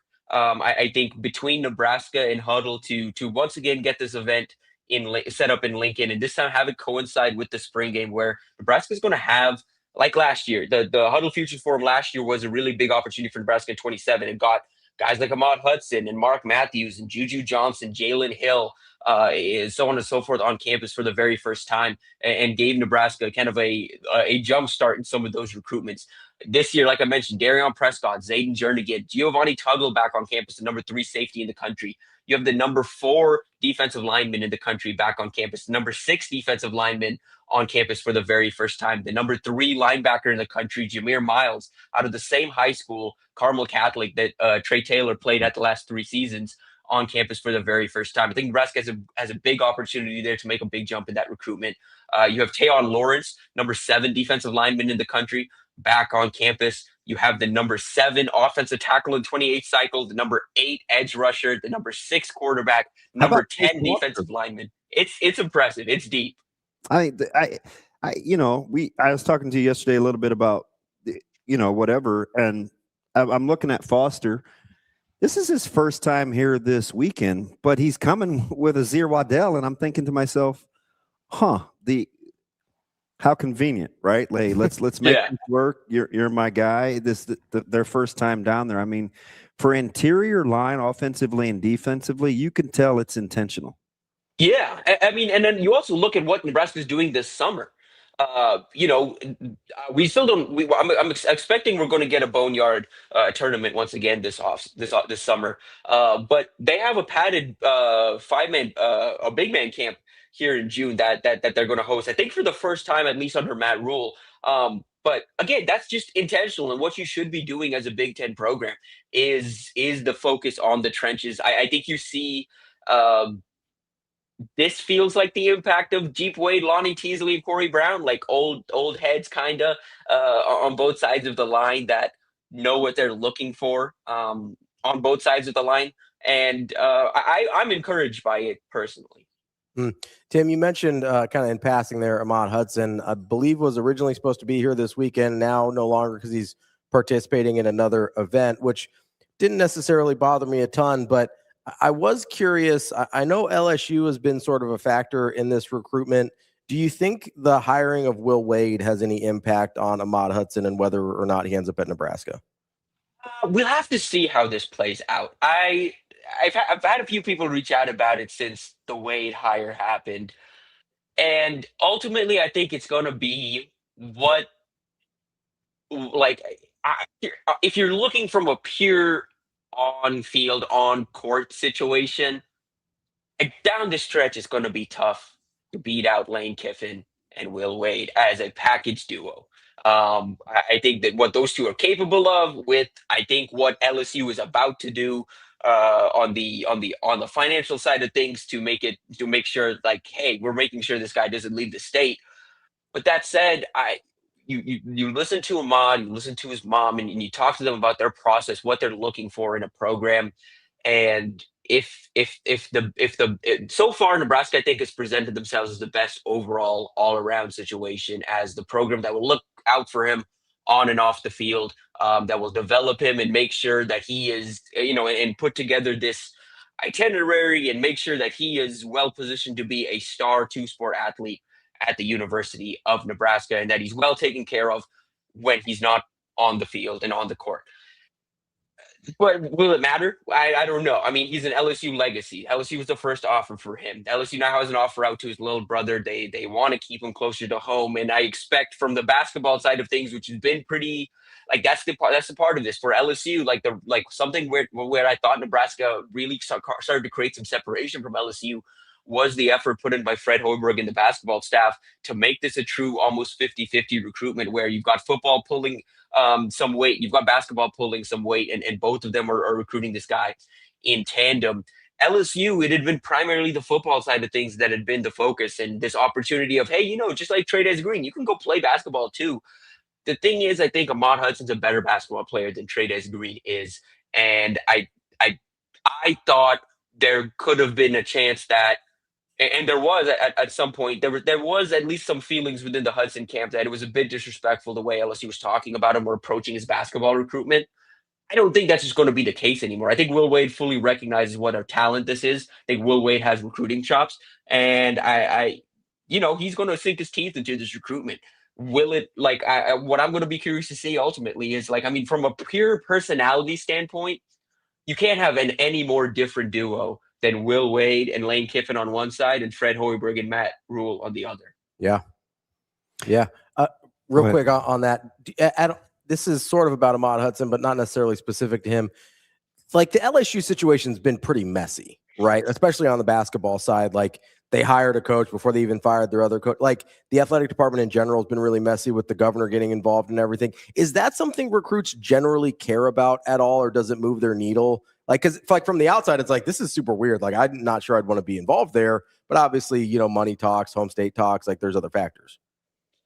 I think it's more of what you said. Money talks, home state talks, some of that. And also, at the end of the day, winning talks, and Lane Kiffin's going to win ball games this fall. I don't like all of this drama. It's not going to matter when Lane Kiffin's winning games in the fall. And I think we'll have to see. I think they are putting a lot on this roster. There's a lot of risk in terms of what this could be. They're hoping this obviously plays out, but it's LSU.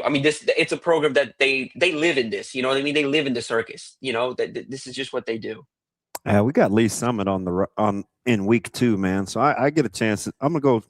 Don't think I'm not gonna be eyeballing Brock Barrows. Yeah. Tomorrow, I'm gonna come out of the booth just to get a good visual on him and see what we're dealing with. Because we got those guys in week 2. But to the point, you can definitely see what they're trying to do in the state of Missouri, huh? Yeah. They're trying. I'd honestly, I'd like to see a little more. You see what we just had the Under Armour St. Louis camp, and you saw some of the metrics coming out of St. Louis. I'd like to see Nebraska. It's not for a lack of effort. I think it really is just. I think Missouri's done a good job of keeping some of the top St. Louis guys home. Illinois getting in there as well, and you've got to battle some national programs. Yeah, I've liked what Nebraska's done in St. Louis so far, but couple of programs I'd like to see them, dig in a little further, and I'd like to see them go a little harder in St. Louis. I'd like to see them.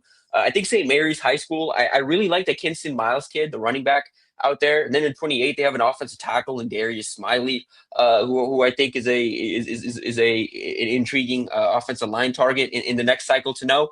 I'd like to see Nebraska sink their teeth into that school a little more. They have offers out to both guys, but head coach is a Nebraska guy. It just kind of makes some sense, and it just felt weird that there hasn't been as much Nebraska traction at that program and in St. Louis as of late. But you do like what you're hearing out of Kansas City. I think Nebraska is well positioned for a guy like Kobe Rhymes, who I still don't think we're talking about enough in this cycle as a potential difference maker. And in terms of what they want and what they're building in that linebacker room, adding that guy potentially in behind what they already have, I'd be really excited about that room. I kind of expected him to say yes before Kittrell did too, or would too. But I get it where an in-state guy may be the next guy, but I felt pretty good about Rhymes. Yeah, he just I think I talked about this on the show. He kind of marches to the beat of his own drum. He's kind of his own. Bring him up last week. Yeah, he's his own kid, and so that's for me, it's one of those things where it's like it could happen at any moment. He's talked about wanting to make some of these national visits. We're getting to the end of March. I don't think he's made really any of those national visits yet, and it wouldn't surprise me if we see him tomorrow in Lincoln. So I think Nebraska's really well positioned in that recruitment, but I do just kind of wonder how long he plans to draw out this process at this point. Tim, as you're kind of looking at this weekend, obviously the Futures Forum and the 2028 class is pretty important here. Is this one where you're expecting anybody from 27 to maybe commit, or is this more of just kind of a building for the future weekend? Feels like a building for the future weekend. I think if you're looking at anybody, to talk about Barrett Cottrell, in-state legacy prospect, I think it's just kind of a matter of time. He wants to get this recruitment done sooner rather than later. I do expect a decision in the relatively near future on that. I don't think a decision is going to happen anytime soon because he does have OVs planned. But Juju Johnson, 4-star cornerback, like I mentioned at the top of the show, I think you have an opportunity to create some separation and I think really solidify yourself as the leader before official visits. And Timmy Leo, if he makes it back to town, he's a guy who's visited a couple times now. Has said Nebraska's the leader. Does have official visits planned. Nebraska's going to get the last one. Wouldn't necessarily surprise me if he comes out of this a silent, if he's not already a silent. But I just wonder with him, at what point does he just choose to shut things down? Even with Georgia after him, Florida, Auburn, Illinois, so on and so forth. He clearly loves it in Nebraska. He keeps finding a reason to get back to Lincoln. Really enjoys his time around Jeep Wade, really enjoys Matt Rule and the coaching staff, and it feels like this is a program he's going to have an opportunity to come in and get developed. I think it's just kind of a matter of time. And then the other guy I would sneaky keep a close eye on. This staff really likes Brock Frisbee, a rising defensive lineman out of Archbishop Spalding in Maryland. It's going to be his first visit on campus. He's got a few other programs I think he's going to check out, and I do think he's a stock riser. So his recruitment's just kind of growing at this point. But with Nebraska already having a D-line commit, pushing for a few more, wouldn't surprise me if they make a big push this weekend. And like I would just say, if you're going to see someone, a first-time visitor, pop out of nowhere, it feels like a rising defensive lineman who is the staff really likes, is someone that Corey Brown could really make an impression on. TV, what do you want the football to look like tomorrow? Oh man, I was hoping we got to this. I'm gonna land this bad boy. Yeah, I have a lot of thoughts on. So I'm looking for. Okay, so I here's what I'll say. I think people are going to. I'm already expecting people to kind of overreact to the push I'm expecting the offensive line to get on the front. Interesting. Only reason I'm saying that is just off what we've heard and what we know. This is one of the most experienced lines in pure snaps in college football. I will say this, TV, not because I'm gonna let you carry. I will say this before you do your deal. In the last probably 4 or 5 practices, you can see the defensive line really starting to answer the dinner bell. I am captivated by tomorrow to see just where we're at. Now, if you get the first half spring versus where they are now, and we got to remember they were putting in a new front. Mm-hmm. So, but you're right though. Like with the experience and athleticism up front, it's a big, strong, athletic line, and they move so fast. They got the screen game is they do it. They can do a lot. Right, you got experienced wide receivers, you got experienced running backs. All your quarterbacks have power 4 starts. Like they were clicking early. You're right though. That'll be something to watch. Yeah, so at least on paper for me going into this, I can absolutely see the offensive line not necessarily having their way, but clearly having the edge. And I wouldn't necessarily overreact to that, like you mentioned. It's a new defensive front; they're still coming together, and truthfully, I don't know how many offensive lines they're going to face this year that are as experienced as the one they're going to be facing in practice every week. That said, defensively, more so than the front, I'm looking for this second unit, this newfound linebacker group to clean things up in the run game. I'm looking for, I think I want to see.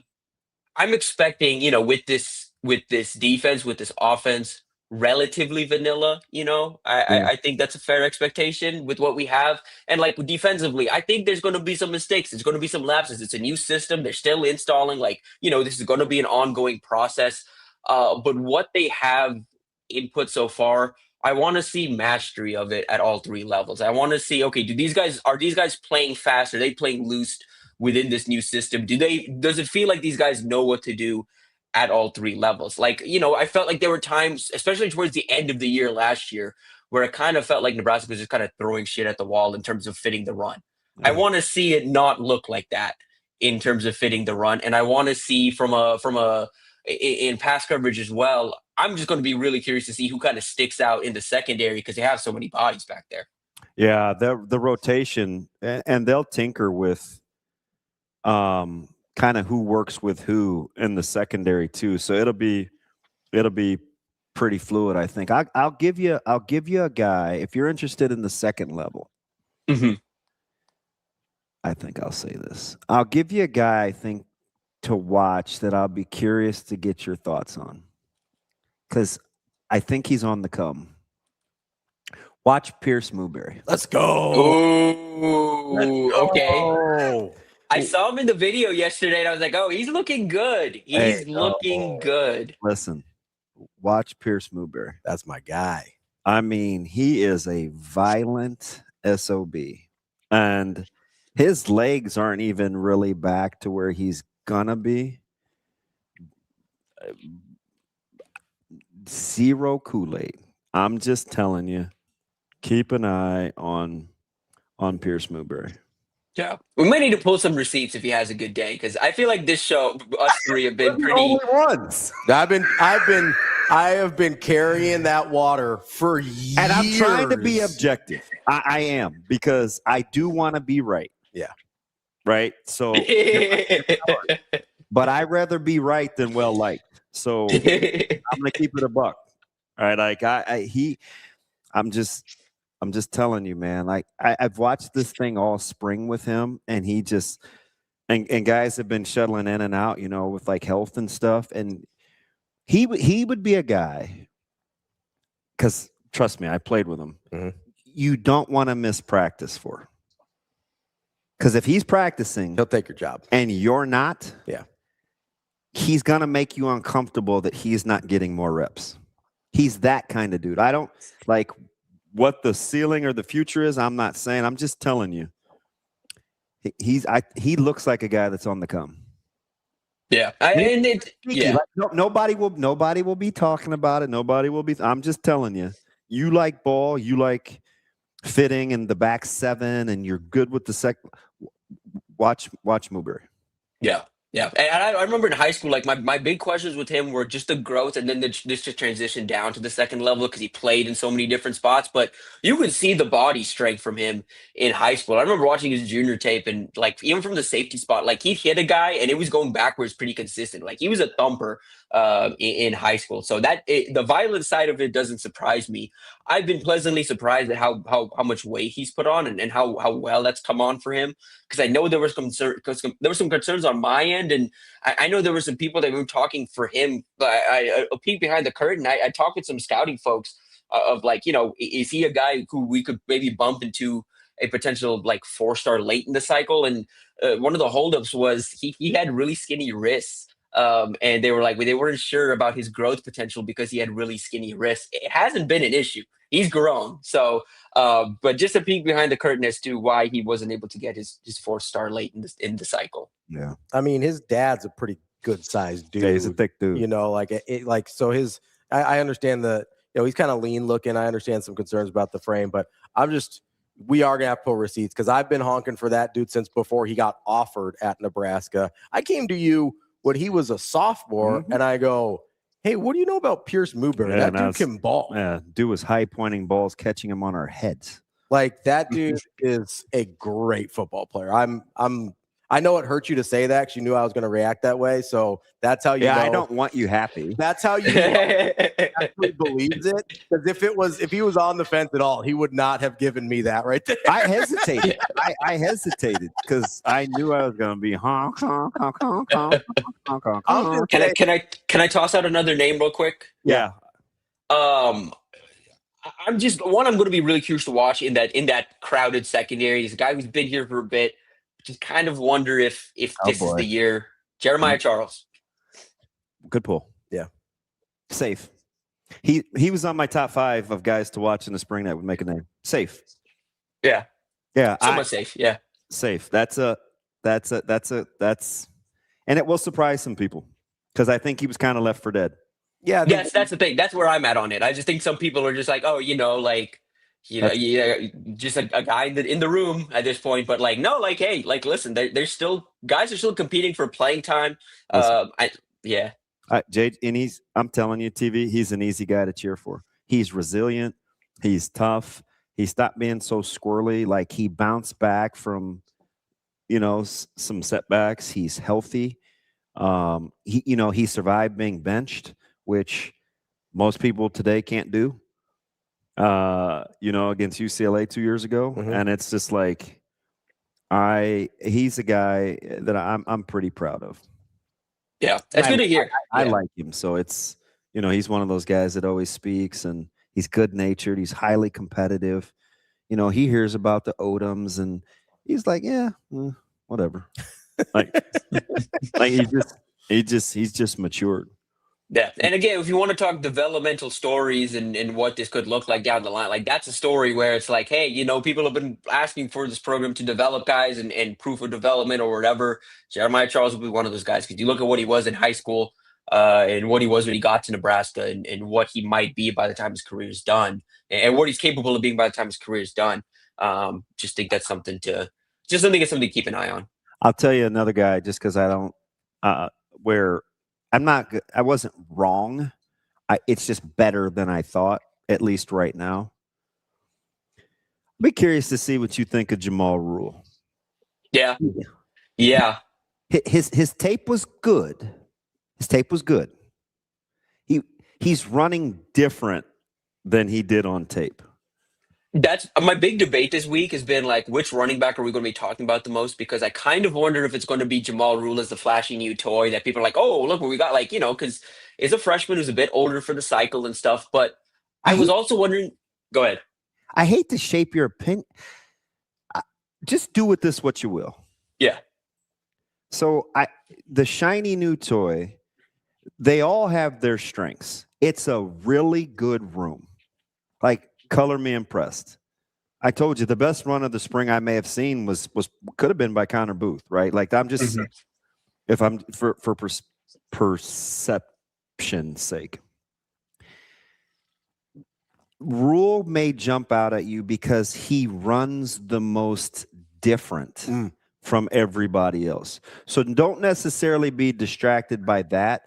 Compare it to what you saw at the academy in Charlotte versus to how you're seeing him run now. That's the big thing for me. Maybe not necessarily in relation to everybody else because they may get different types of runs. Okay. If you know what I mean? Yeah. Oh, yeah. I mean, like, you look at that route, like, it's different type of guys. Like, I'm expecting, and that's why I was going to say, like, I think Jamal Rule potentially has a chance to be the back we're talking about. But I kind of wonder if the layup is we come out of this being like, oh, yeah, Nebraska's fine because Mekhi Nelson's the lead back in the room. Because I think Mekhi could, It's March, and I hate Kool-Aid. But I'll simply say I like the running back room. Yeah. And I bang that drum, right? Like I know more about this room heading into 2026 than I did the room last year, 2025. Yeah. So, yeah. Would you say, because I felt this just from the bit of practice we've seen, from what I've heard, and then like again, a little bit of social media video we've seen, feel like from a confidence and body language standpoint, Mekhi Nelson is moving around like a guy that has something to prove and something like with some confidence. It's not the chip on his shoulder. I'm the guy that needs to, I'm stuck in this rotation.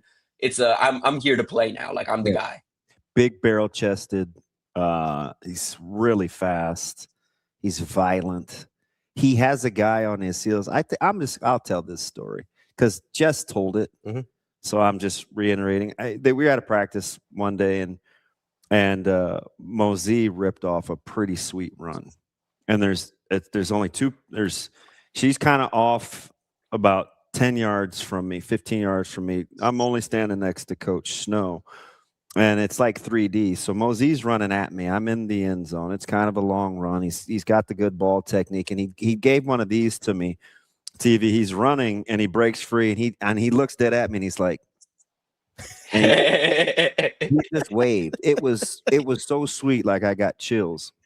And he's jogging back down the sidelines. And who was the first one to congratulate him? Nelson. Mekhi Nelson.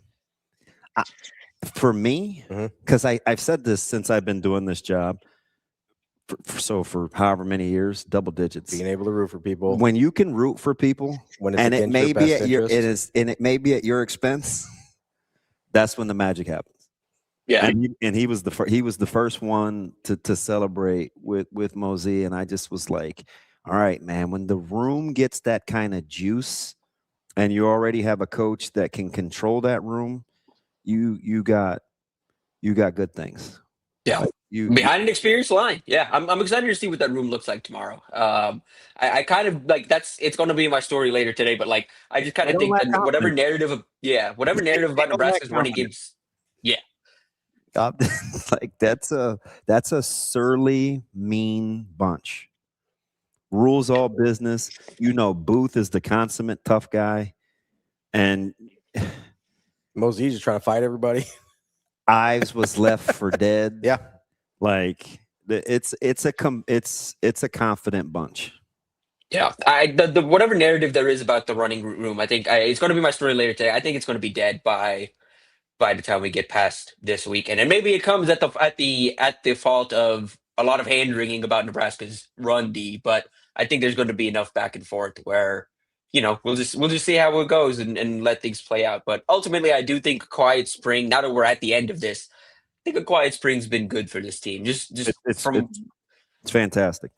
From what I picked up on where things are at, like culture wise, and like they needed it to just be out of the spotlight for a bit and just let this group come together as a group without a lot of noise.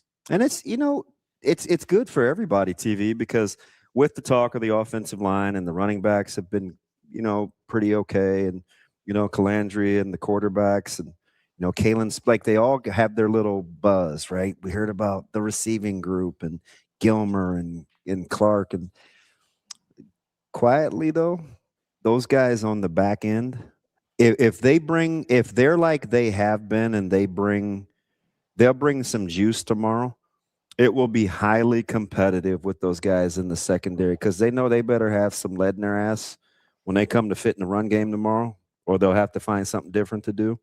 It will be unusually high-spirited, I think, between the skill groups. You okay. Watch what I'm telling you. Yeah, it's if it's the same, right? Like it's been extremely spirited. I'm excited to see the competitiveness.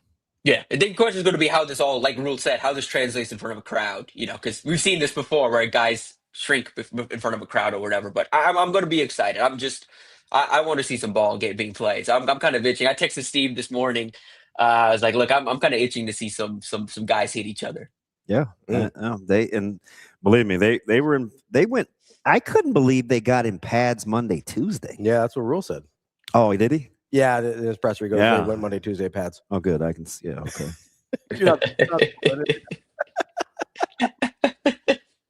My bad. All right, TV. I'll see you tomorrow.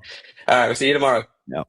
That is our guy, Tim VERGHESE from inside Nebraska. Great stuff there from Tim, as always. Hey, he kind of changed his gear. He went from recruiting guru to like, man, damn, it's about time you asked me about some real ball. He's like, yeah, I want to see some ball. Let's go. Yeah, it's highly. I mean, you guys, right? Exactly. You just got, just get back to just playing hard and knocking guys on their ass. Help them up, play hard. Knock a guy on his ass and play. We're not doing all the other stuff. We just aren't. I'm just gonna tell you, if I end up being right about Mooberry and Caleb, I'm gonna be hard to deal with. What did they say on what's the Catching Fire Mockingjay? What's that series? Hunger Games. In the words of, may the odds be ever in your favor. The odds will be in your favor. I'm just saying, every time the odds are in your favor. Every time you drop a little nugget, and I'm like, yeah, I think I'm gonna get this one right. Kenny, the game's on BTN. The game will be on BTN if you can't make it down. So there you go. Your guy only talked 6 minutes yesterday. Yeah, it was brief. Just gotta get down to business. Just play ball. Yeah. I think it's been a good spring for them. Like that, Quiet off season. Hey, AJ, I know Rico isn't here, but he can chime in like the voice from God. Can I straighten that Tominaga jersey up now that Nebraska? Take that thing down. Yeah, you can. It's making. Whoa. Oh, whoa. That was mean. Yeah, we can move it now. That was Rico, right? Yeah. I have thoughts. Oh, he came in. No, I'm not taking it down. I just need to take it down. Get rid of it. Jeez. What a hater. No, I'm not taking it down. I mean, tomorrow's not going to tell me a ton. Oh, I'm excited though. But I know a lot of people aren't. I am. I don't know. I get to see football. I'm excited. Yeah, anytime I can watch it, I like it. There's lots of, maybe we'll do like a little cheat sheet. We could do that after we talk to BRUNTZ here. But I just wanted, that reminded me, I kind of said this last night during post game with Austin about the basketball team. Like, I know a lot of people are super frustrated about how the basketball season ended or how the football season ended. And it I think has impacted how we're viewing tomorrow, right? And our level of excitement. Like, I don't know, man. You only get to go to Memorial Stadium so many times in your life. Yeah. Right? Like, you only get to watch football so many times in your life. You only get to watch your favorite team so many times in your life. Like, I'm gonna try and enjoy it every time. I'm gonna be excited about it every time. I don't care what it is. I don't care what it looks like in terms of my excitement level. I do care what it looks like in general. But I don't care that last time they were out here they disappointed me, or that, Nebraska lost to Iowa to end their season. It's the best season in Nebraska basketball history, man. Like, if you can't find a way at some point to look back on that with joy, I don't know what to tell you. Because I'm going to be honest, there's one team a year that ends their season the way they want to. One. If you are one of the other 364 teams or however many there are, and you can't find a way to feel good about whatever success you had that season, your life's going to be pretty tough, man. Like, I don't know. I mean, it just depends. I mean, some people, How many times, DB, like, let's be real here. How many times in your life have things gone exactly how you wanted them to? Very, very few. Right? I mean, but misery is optional. That's my point. Is have you found a way to find joy in your life despite the fact that a lot of things have not gone how you wanted them to go? Yeah.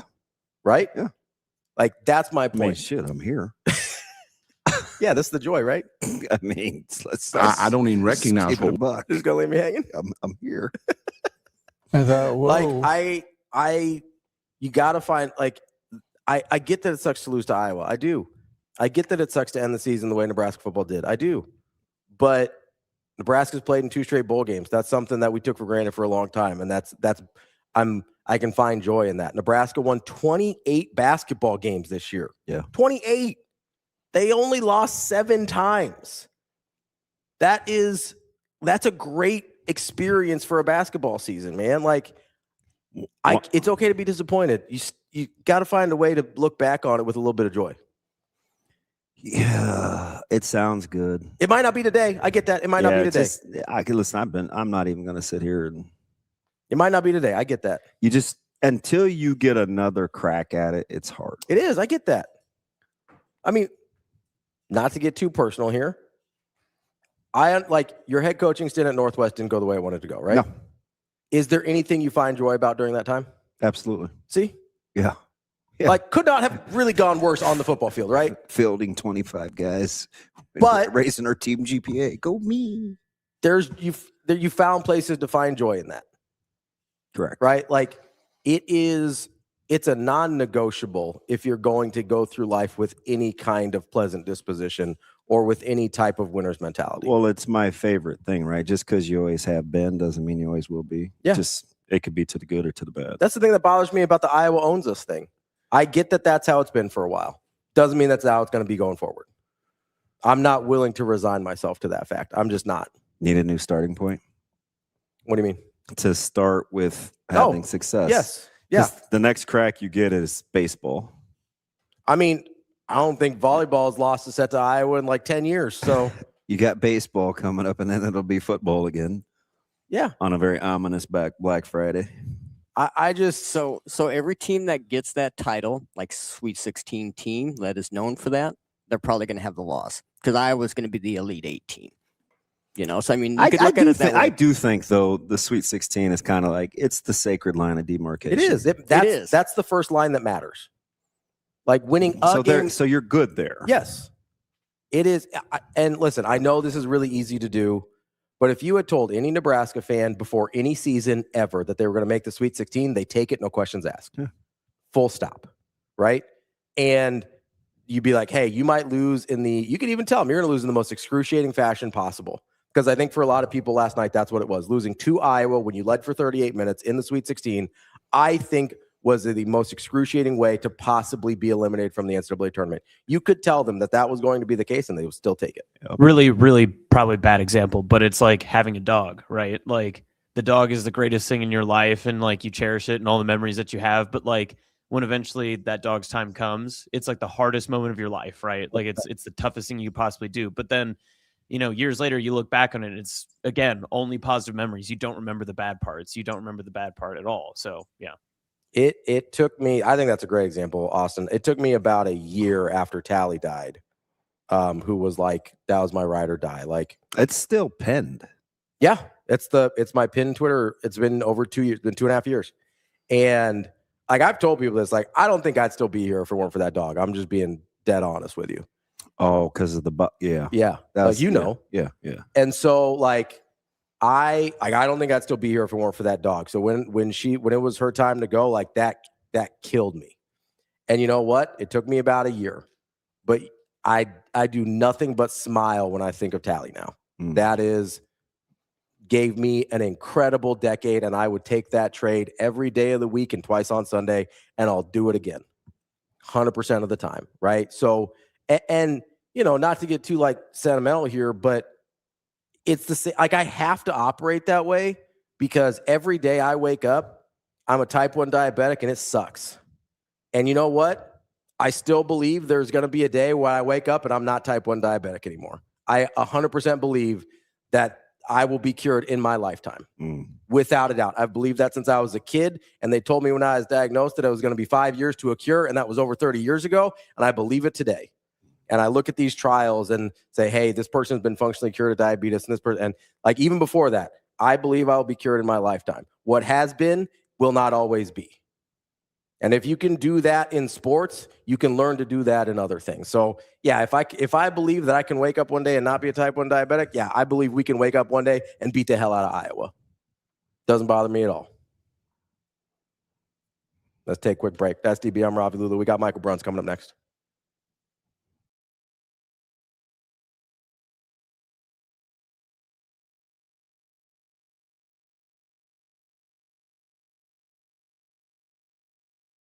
It's the Hyundai Getaway Sales Event at Edwards Hyundai. Save up to $7,000 off MSRP on the 2026 Hyundai Palisade Calligraphy all-wheel drive. March Mania deals so right, it almost feels wrong. Score big with these savings. Or finance the 2026 Hyundai Tucson SE all-wheel drive at 0% for 72 months, starting at just $461 a month. Getaway deals this good won't last. Head to Edwards Hyundai today.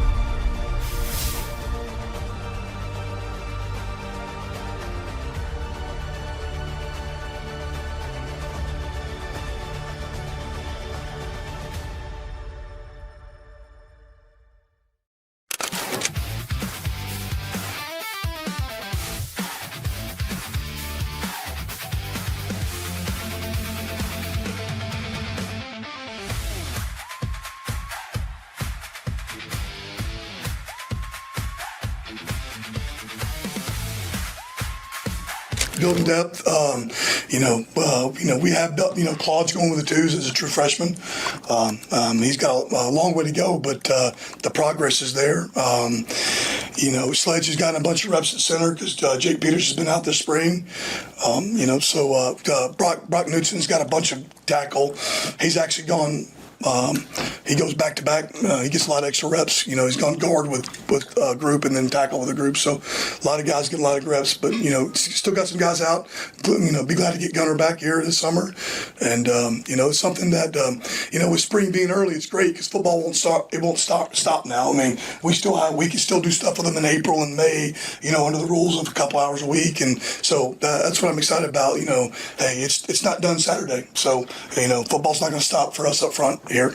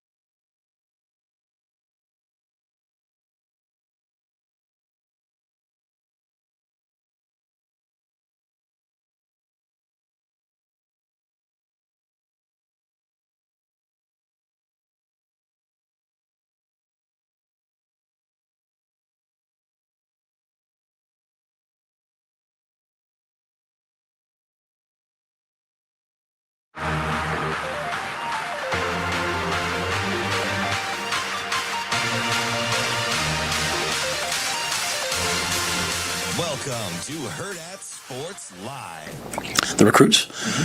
Well, yeah, I think the biggest thing is, I think when you come to Lincoln, when you come to UNL, you fall in love with the place. And so I want players who've never seen it before to come here and see it. I want people who've been here before to come back and just continue to check boxes in terms of the facilities, the people that they're around, and then a chance to see see a game in Memorial Stadium, see the crowd, see the fan support, and also just see the way that way the team looks.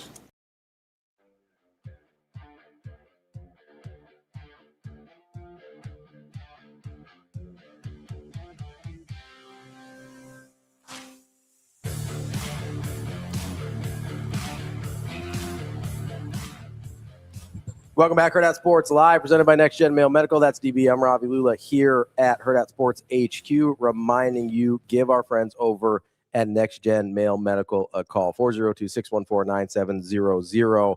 I know a lot of you are maybe a little down in the dumps today, feeling a little low energy. Maybe it's Nebraska basketball, but maybe it's something else going on. You might have some hormonal issues. You might be low on some vitamins. Go check it out. They'll do a full blood panel.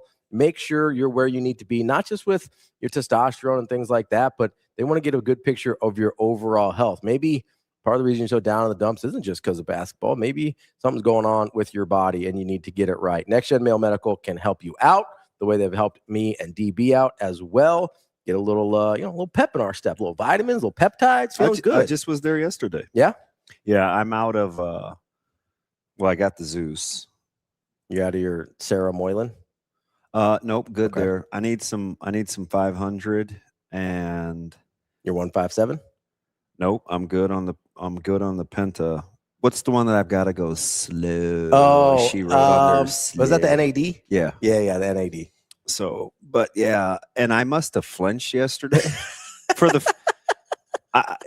No, I think I did. Yeah, I'm just gonna tell the story. Yeah, but I must have flinched. Like I don't really know. But apparently I did because it was more towards my back. It was a little high. I felt like it. And she was like, "Oh, did I get you?" Did I? And I was like, "I'm gonna be honest. You don't want to ever get that from a medical professional." Oh, did I get you? I was like,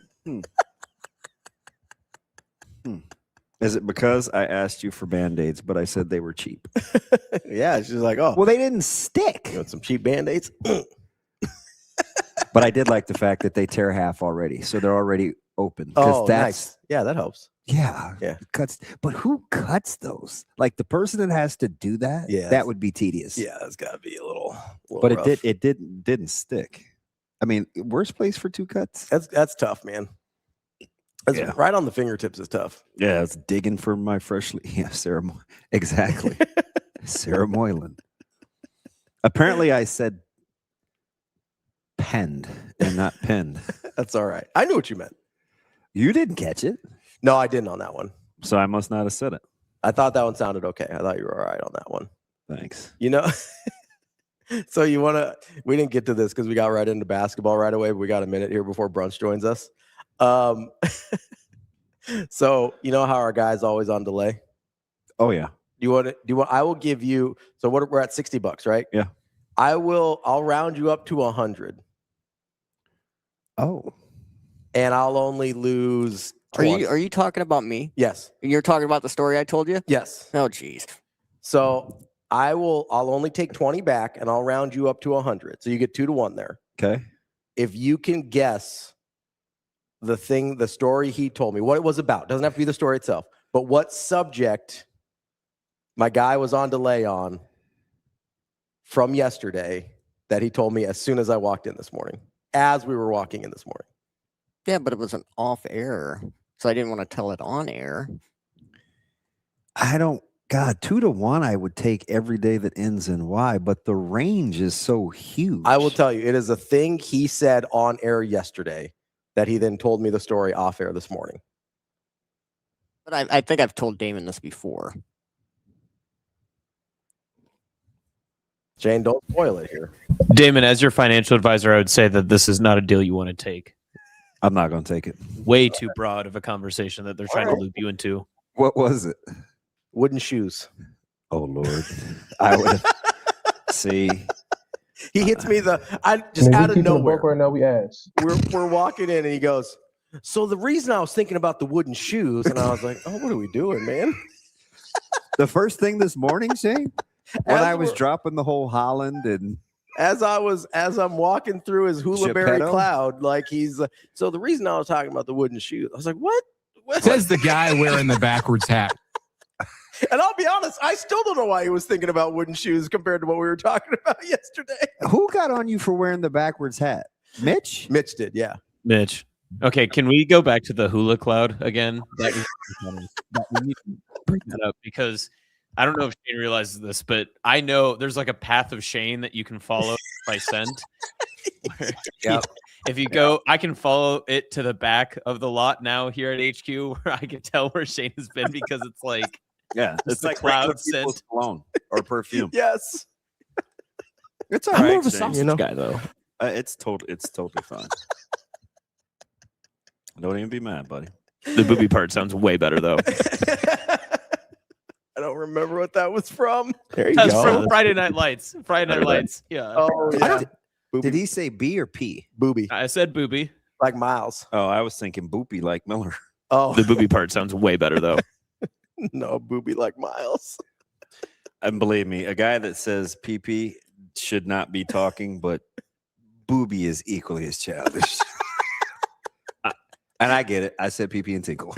I have the full clip here. There you go. No, the booby part sounds way better though. I don't know why Friday Night Lights doesn't get its respect as a football movie. Can you cut that out, Shane? I do. Can we put a poll up, Austin? Which is more childish, booby or PP? No. Yeah, I can put that up. No.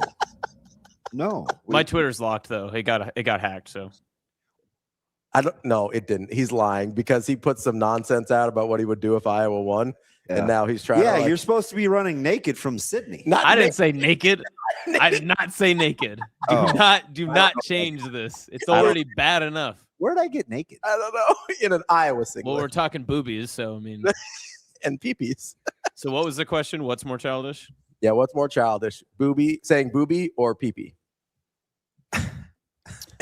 I just don't put saying. Just say what's more childish, booby or peepee. Oh, here comes God. Like, what? Stop gaslighting it, Rico. Are we doing saying or just childish? Yeah, which is more childish, booby or peepee? I just want to know. All right, what's more childish? Okay. No, but I think we've got. Or do we have Brunts here now? Not yet, but if we can take it all the way back, wooden shoes are loud. Yeah, I still don't. Yeah, women used to wear those. They're called clogs. Yeah, I still don't know how we went from just talking about shoes. It was a 70s thing with like open backs and wooden heels. They were ugly. I get that. It's like a Dutch thing, right? Like it's originally, I think. But I still don't know how we're just talking about shoes, and Shane's immediate thought is wooden shoes are loud. Because they have like 3-inch heels on them. Why did you come back to it though? This morning. I was traumatic about it because I had a You were Traumatic or traumatized? traumatized? traumatized about it. Thank God TK's at work. Corey said pee in a landslide.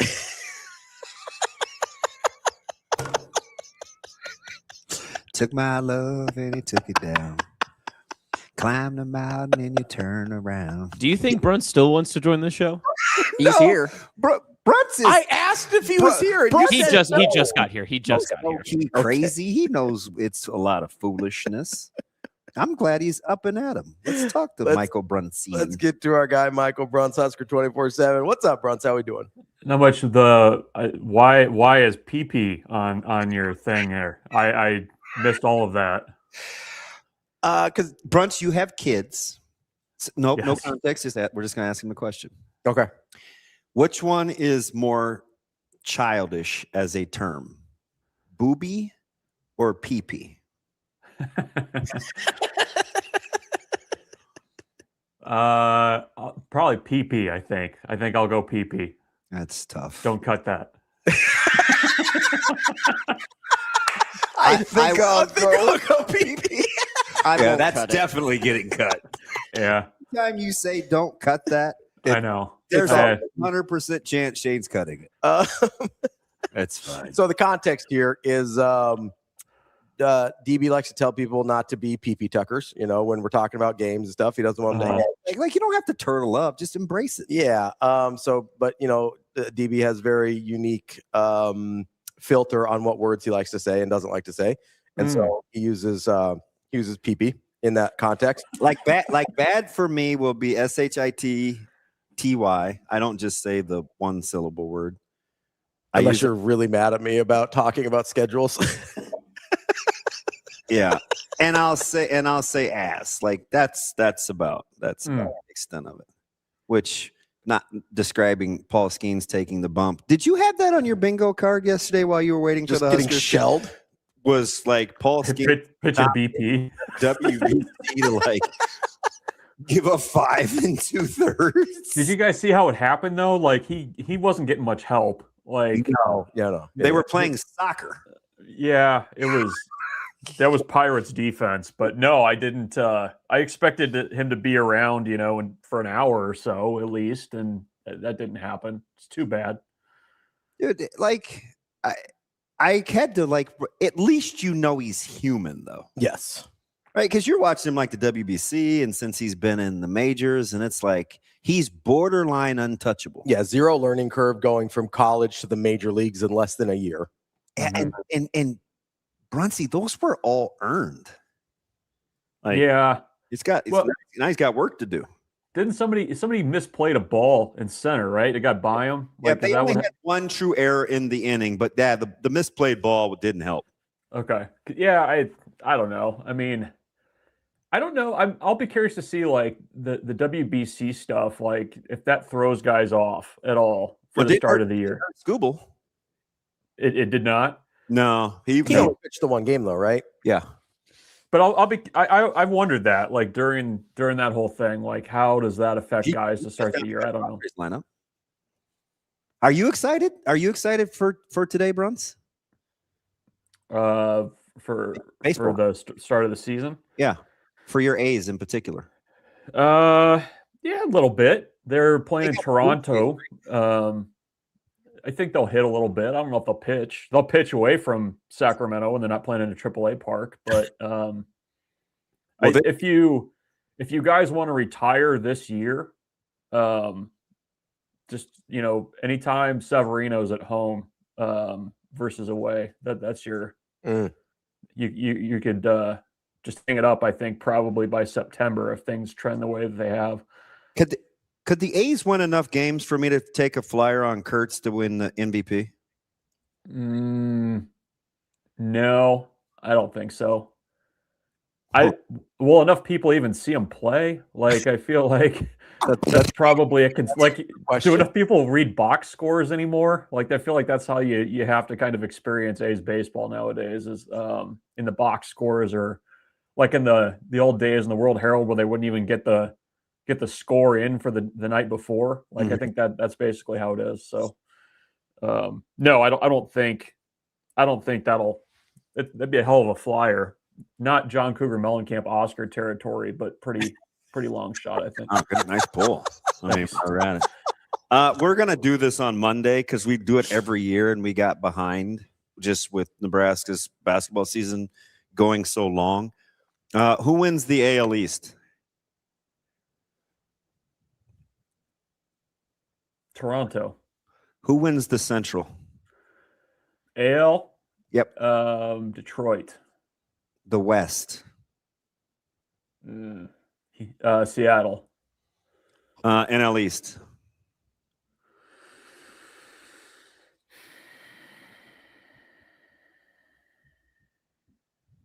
I don't know about that one. It's tough.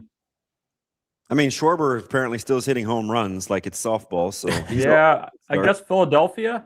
You have to say Philadelphia, right? Yeah, I mean, you're not crazy, obviously.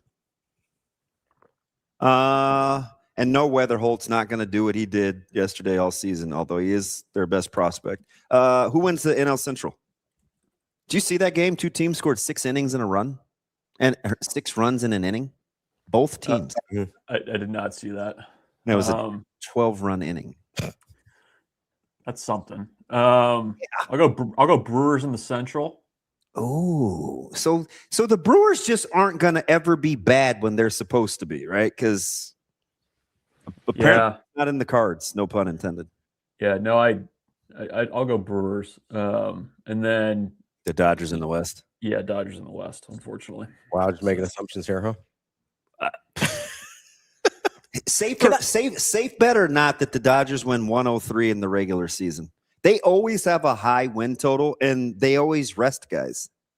Yeah, I'd say fairly safe, safer than Kurt's MVP. Well, yeah, but he's only plus 1,500. It's not crazy. They keep putting the Dodgers win totals at over 100. Yeah. They don't get there in the regular season. That's tough. That's at some point, Vegas is going to be like, this is too high. Won't they? Not if people keep betting on it. And I don't expect you to guys be Dodgers experts, but I mean, they have kind of piecemealed their way. This is their best team on paper of the teams. Look at the face Brunch just made. I know he's looking at me like piecemealed. Yeah, Damon. First name. Oh shoot, Damon. You're not gonna sell me on the plucky little Dodgers just playing good baseball and no, you're not. You can't do it. This isn't the segment to make the case, but BRUNTZ, I get the low hanging fruit, but there's nothing plucky about their intentions. But who was actually playing when they were winning is worth talking about. I know it's not. It's not a conversation. This is not. I'm not the guest to have this conversation with. One, 2 games in the World Series bullpenning. No. He drinks his poppy. I'm so jealous you have a poppy. They have great flavors. I'm afraid to try them. Their strawberry lemon. Their flavor combinations they look sensational. Yeah. Is that one of those like fiber prebiotic ones or whatever? Yeah. Yeah. I'm not gonna give them free advertising, but that's what it is. Yeah. Is there kombucha in there? No. I don't think so. It better not be. Well, you'd know. It's you change the conversation pretty quickly there, Damon. Well, I knew you were fighting uphill. You wouldn't entertain me. And once I know. Plucky, I knew you'd been I'll entertain a lot, but not that silliness. All right. Well, I'm just hoping that the Dodgers stay healthy. Yeah. It'll be a long season. I hope one of their 10 starting pitchers is able to go. Are you not entertained? You guys act like Emmett Sheehan and Tyler Glasnow can't be 4s. I mean, in whose lineup, in whose rotation isn't Glasnow the 4? Literally everybody else's. The entire league. He only pitches 12 games a year. It doesn't matter. BRUNTZ. Sorry, I was just looking at the Dodgers payroll here on Hey, you guys will be glad to know that Tommy Edman, plucky little Tommy Edman, is starting on the old 10-dayer, and so is Blake Snell. Yeah. What about Blake may be on the 15. Yeah. Yeah, so that's 2 starts. Couple extra days. 1.5. They're in a 6-man rotation. Bruntz, will you entertain the conversation that we could possibly learn something tomorrow during the spring game? Is that a conversation you'll entertain? Yes, I will entertain many conversations. Many conversations. I think there's things to be learned tomorrow. I know that the sentiment seems to be that there won't be, but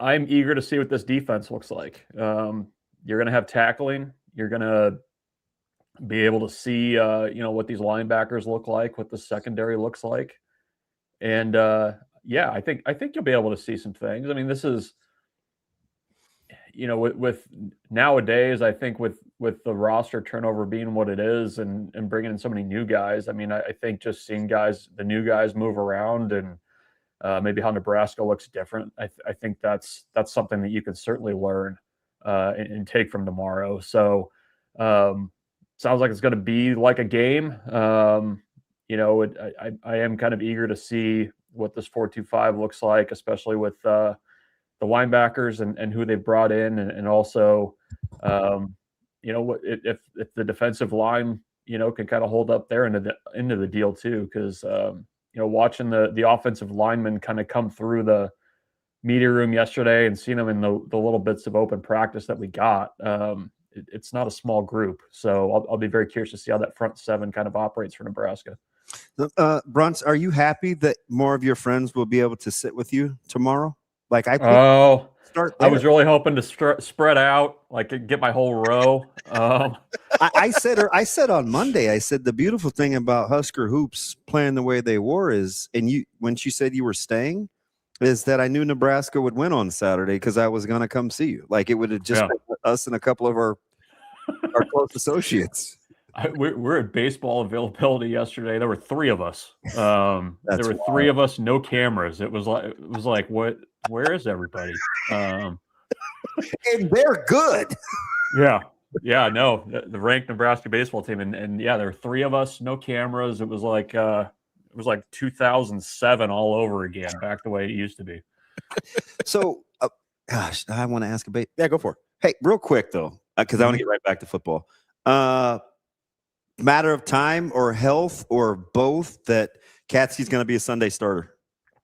It's a reset. I think what they said, or what Will said yesterday, was that this had obviously been the plan. Katzke had been a Sunday guy.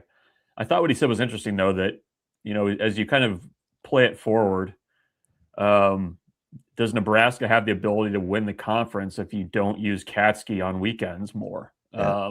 And that's an interesting. I think that's kind of the heart of things. I did take notice that our Nick Hanley and Ben McLaughlin noticed that Blackowitz's velocity was down a little bit early in that start on Sunday. It ticked back up, but if you just went strictly off the numbers, it's interesting that you would have Blackowitz and Katzke as 2 of your weekend guys based on how things have gone, but Blackowitz will be just fine on Tuesdays. Tuesdays are very important for this team going forward. It's basically just Creighton, Kansas State, and Kansas the rest of the way in the midweeks, and you got to win those if you want to continue to climb in the RPI. So, Katzke's earned it, but I think he's right, though. It's kind of crazy to think that you would have a guy with his numbers and you're using him for like 1 inning on the weekends. Like you just need more of that if you're going to chase UCLA and USC and Oregon, who basically just look like they're rolling through everybody right now. And it's interesting too, because I'd seen him before, obviously, but after what I think it was understated how he shut Wichita State down the way he did, the way that Wichita State had come into that thing playing, right? Yeah. Like it wasn't like, ooh, that's when the light went on, but it was like, that was it's just impressive, right? They were swinging it well, and he was having none of it. Yeah, well, he's walked 4 guys, I think, in over 25 innings this year. Most innings with the fewest walks. And he doesn't get hit around. his mentality, I think, would play on Friday. I think his mentality really plays on Sunday, where football guy too. That's why you kind of get into by that point in a lot of series, you're having to double back on guys in your bullpen. Usually, you need somebody to give you a 5 or 6, and he'll do that. I mean, that's something I think you can really count on from him. So, yeah, we'll see how it goes. Nebraska has their first one with Creighton on Tuesday. If everything kind of lines up, it'll either be Blackowitz or Bender for that one. But I think they are being a little bit careful with Blackowitz since this is his first time starting in college, and he has had over 100 pitch outings already. So it helps when you have somebody waiting in the wings who is the reigning MAC pitcher of the year, and his numbers have been as good as they have been. All right, so I'm gonna. I mean, it's what you do. You're good at this. We're gonna take you back to football. So blank slate. You've got you went back. You listened to all the press clippings because I know you did. You wanted to pick up on what all the coaches said. In my famous Kyle Crooks. Kyle said the other day that for his scouting reports and his charts for the spring game, he went back and listened to all the coaches' interviews to make sure that he didn't miss anybody and his tab preparation for the depth chart. Just win, baby. That's my professional buddy, BRUNTZ. Wow. Yeah, exactly. And before he knew the teams, he tabbed every guy just so he could go back and fill it in himself just in case. He's a pro. Oh, yeah, you're more than a pro. I don't. What's better than a pro? OCD. Oh, that's he's a stud. It's like I'm tickled. We're such a good. It's a very good balance. Okay, so you're going into tomorrow. You've re-listened to everybody. Who do you have the most confidence in without saying a thing? What position group? Wide receiver. Okay. So you are going on kind of what you've seen, just not recently. Yeah, a little bit of reputation. Yeah. Feel good about offensive line. I feel good there.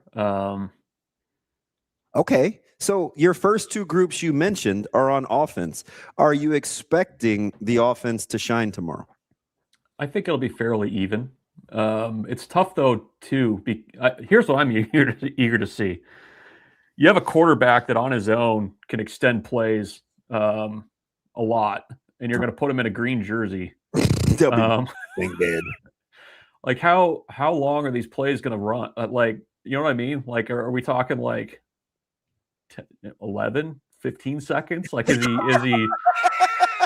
he, like I was thinking about that. I was like, that seems kind of unfair for the defense, but I don't know. I'm expecting and hoping for a balanced game. I think I will have more of my attention focused on the defense and just kind of how that looks, and how guys tackle and how they move around. And I mean, from what Rob Orich said the last time we talked to him, he kind of made it seem like, they were okay on the basics. They were kind of working up to the 200 and 300 level stuff. It's not going to be perfect. But I think there's guys on that side of the ball that can, make some plays. If they're just playing base defense, are there guys that we've seen before that can get after the quarterback a little bit and be disruptive? That's what I'm eager to see. But I think just kind of based on what I've seen, the little I've seen, and I feel confident about those two groups just based on experience. And then with the wide receivers, I mean, I think that group is poised for a really big year if they can kind of get everything else around them correct. It's kind of strange because I think the way we're looking at the position groups, right, is gotta be like that today. You doing Kobe? Clear out. I think the way we look at the position groups is interesting because, I think we've got more returners on defense but it seems like we're more sure about offense. You know, you're replacing 3 starters on the offensive line, quarterback, 1,500-yard running back. The only positions we really have experience and know about are tight end and wide receiver, whereas most of the guys are back on the defensive line. You got guys back in the second level, plus some new guys that we have some direct comparison with this coach. And you've got a ton of guys in the secondary we've seen already. You really like Sierra Wright, and obviously Singleton's important too. Got a ton of guys we've seen play in the secondary already, but it seems like we are more unsure about the defense. I get it's the change in coordinator thing, but personnel-wise, it almost seems like it should be flipped. Maybe. I mean, you've got experience back at some of those spots. I mean, the front, I mean, I'm thinking, you've got experience back there, but if going back to Damon's question, if you go off of what the coaches said, and it was early in spring, but I mean, I didn't get a ton of confidence that the defensive line was just going to hit the ground running based on the fact that they had a lot of guys coming back. And I think that's why I was a little bit hesitant to lean on the experience there. I mean, I agree. I mean, they've got a lot of guys there and guys that have played a lot of snaps, but I don't know if it's the way that, just personality wise of the new line coach, or, it felt like it was like, okay, we got some work to do, and an acknowledgement of the fact that there was some technique things and there were some basics that they were really working hard on early in spring to maybe coach a little bit differently. So I think that's maybe why I don't immediately jump to that spot and feeling good about it just because there's guys back. Yeah, I guess the crux of the question isn't so much why we don't feel better about the defensive line. It's should we feel better about an offensive line with 3 new starters and a new position coach than we do about a line. Like, I could see being equally unsure about both, but it seems like for some reason we have a lot of confidence in guys that haven't really played together before, and a offensive line coach that we haven't really seen, certainly not with these guys before either. I guess that's sort of not why don't you feel better about the defensive line, but why do we feel so confident in the offensive line? Yeah, I don't know. I mean, I think it just looks like a different line, like the size-wise. It's different. And it was going back to what Dana Holgerson said too. I think it's interesting when you kind of look at the body types that you have and you've brought in, and when he says that, they're more mobile, that's kind of sticks in my head a little bit too. The offensive line, I'll be curious to see going forward kind of what the depth looks like as you add guys like Gunnar Gatula back from injury.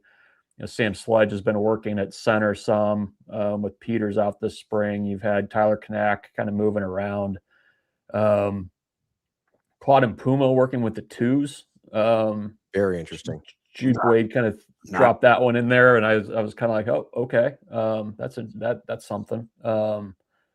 So I don't know. I mean, I think the other part of it is too. I mean, at least Jeep Wade kind of knew what he was walking into based on the fact that he'd been around for the bowl games. I think that was really pretty important, and maybe getting that side of the ball a little bit ahead. Certainly, you're adding in 3 new guys to that mix. I think it helps that you have a multi-year starter at center who I think is pretty good. Pritchett, based on what the coaches have said, seems to be trending in a good direction. So yeah, I don't know. I mean, I think I'm at least more willing to buy in a bit more on that side right now than maybe on the other side. Maybe even if it's logically maybe not as sound. I actually like. I'm going to give both you guys credit. I actually don't mind the logic, Brunts, because the nuance that I think we're missing is you're probably not super far off on the feel you were getting early on, but a lot of it has to do with new techniques, new philosophies along the D line, which is the way that Manning and Corey Brown want to play, because they've kept those edges separate a ton unless they're in team in terms of teaching and stuff. So that takes time from a a camaraderie standpoint, but it also, Bruntz, and you wouldn't know this, but I'm affirming you, is I think while the D line has progressively caught up, or at least gotten better as the spring has gone on with the offensive line. So your philosophy, I get it, how it sounds disjointed, but I think it actually makes more sense based on what my eyes see. I think you process through that about right. Is it also with the defensive line, you're assigning guys to the edge group, you're assigning them to the tackle group or the interior group. I don't know. Like, it feels like that might be an opportunity this spring to kind of move some guys and try them at different spots too, and see where guys fit. Because there were a couple guys in that group that were, second team, third team guys. I was a little surprised that somebody ended up in the group that they did, or at least where they were listed. So I don't know. I mean, it's like I said. I mean, I think we talked to Corey Brown. It was like first week or first couple weeks of spring ball. So. I can understand where he's, saying, yeah, we is not willing to talk too much about how that group is improving and that kind of stuff, because they just may not have even been to that point yet. All right. So, I was telling, was this on air or off air? I talked about Riley Van Poppel. On, I think. Okay. So, Bruntz, I was just talking to RVP during practice or something, and I was just joking with him about, I'm like, oh my God, you got your shoulders rolled back, your chin's untucked, like you look like you're about 2 inches taller. Just because how he was carrying himself. And he was like, man, I'm just so much more confident. I'm playing freer. Like, my coach is pumping confidence in me. I like what we're doing. And I just felt like it was interesting because I always like talking to him because he's super introspective about like the big picture. Mm-hmm. But he's not he was very clear in talking about how the teaching and the fundamentals has given him confidence in what he's doing. Sometimes I just think those are things we take for granted with guys at this stage. Like, we assume a lot's going on, and maybe we don't because we didn't like the product that we saw last year. So maybe we don't assume that, but I felt like it was interesting that that's the first thing that he talked about. Now, you'll notice his frame is vastly different. You will be able to see that, but it's his confidence. It was the first thing that he talked about, not his fitness. I'm trying to remember when he talked about it, like last spring, maybe. He was talking a lot about the confidence piece of it. And I think he's a player that I think has even his time back to a recruit was pretty dialed in on things like that, like on the non-football things, the mental side of things. And I think, his freshman year, he had some early success. He was in on some good defensive stands. And I think he, was playing like a confident player. When he was having to be more of the guy, I think there was probably an adjustment there for him. And, I think he would say that he probably didn't have the year last year that he would have liked for a number of reasons. And, I think the thing to remember is that sometimes when there's a change in assistant coaches, sometimes guys' coaching styles just connect better. The secondary will support you too, Bruntz. Not support. That's cool. Because they'll tell you they're more confident too. Like, they feel better on the back end. Yeah. And I think, in kind of talking to guys, I mean, I think the thing that Rob Orich has done well at his other stops is he's found ways to get guys to play confidently without kind of overwhelming them with details and things like that. Like, he puts them in good places to be successful, and without, having to think too much, and allows guys to run and hit and do the things that you have to do to be a good defense. So I can see where for guys that were kind of itching for a new fresh start, that this would be a pretty good fresh start for them. And Van Poppel especially. I mean, like I said, I think he talked about this at the podium even, just about kind of his not battles, but his the ways that confidence has kind of waxed and waned for him during his career. And I think you see it reflected in the way that he played last season. BRUNTZ, last one for me. What position group, and maybe we've talked about them already, but what position group, if they play well tomorrow, will you believe your eyes the most? This is easy for me. Is it running back? No, they think they're pretty good. I know. No, I was going to say linebacker.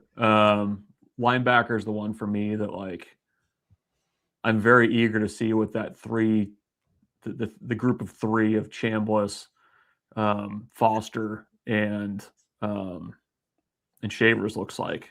Like, we talked a lot about offensive line. We talked about the additions elsewhere, but I mean those three guys look pretty good. Just kind of going through walkthroughs.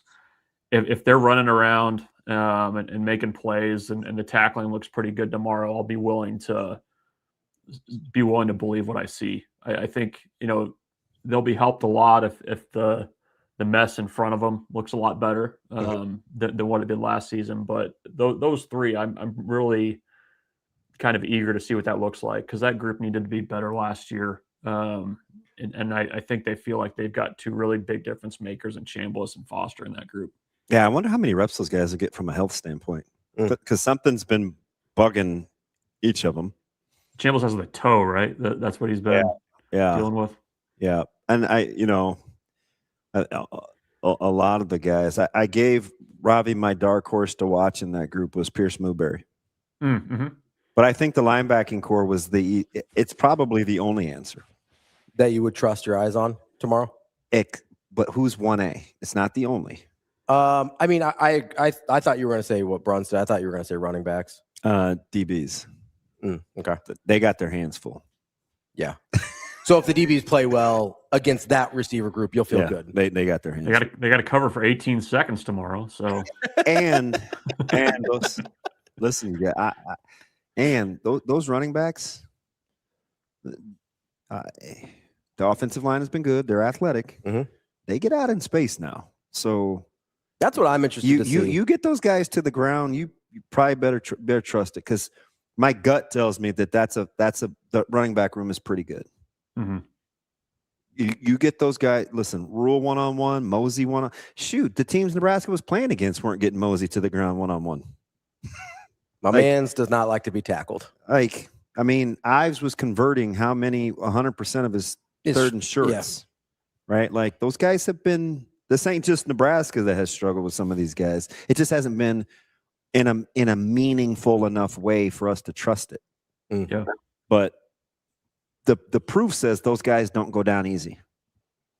Yeah, no, I will be also eager to see that group from where we last saw them. Like, especially Nelson. So yeah. All right, there you go. That's our guy, Michael BRUNTZ, Husker 24/7. BRUNTZ, are the juices flowing now, BRUNTZ? You don't get too excited, but you kind of sat up a little bit talking about spring ball. Is it because you'll be with more friends, or because you actually want to be there? I want to be there. I want to see a little football. I've that's the right attitude. It's the snip, snap, snip, snap. We're in basketball. We're back to football. Yep. You have any idea what that does to a man? God, that's a good pull. That's two of those. I'll say the Kevin Malone, John Cougar Mellencamp. The John Cougar Mellencamp Kevin Malone pull was elite. Not bad, BRUNTZ. Good. Every time I see the strain from that cross strain, I can't help but to think of Diaco. So I'm blaming you. Jeep said it a couple times yesterday too, and I did the. I mean, it's just so intense. Gotta be careful. Gotta be careful with the strain. BRUNTZ, we appreciate it. We'll talk to you tomorrow. Yep. See you guys. Thanks, B. That is Michael BRUNTZ, Husker 24/7. Let's take a quick break here. That's DBM Ravi Lulla. We will be back. More Hurrdat Sports Live.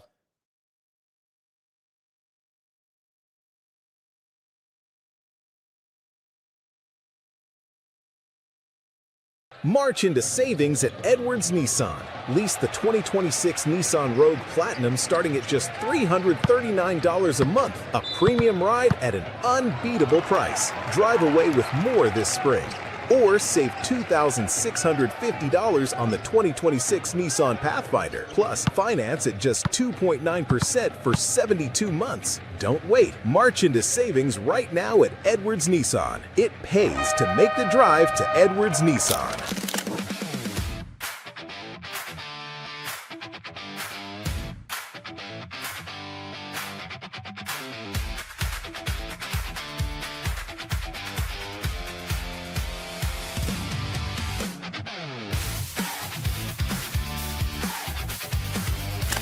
It stings. This one hurts about as bad as any I've been a part of, just because of what this group is all about, and we don't get to lace them up anymore together as a group. And they've been all about the right things.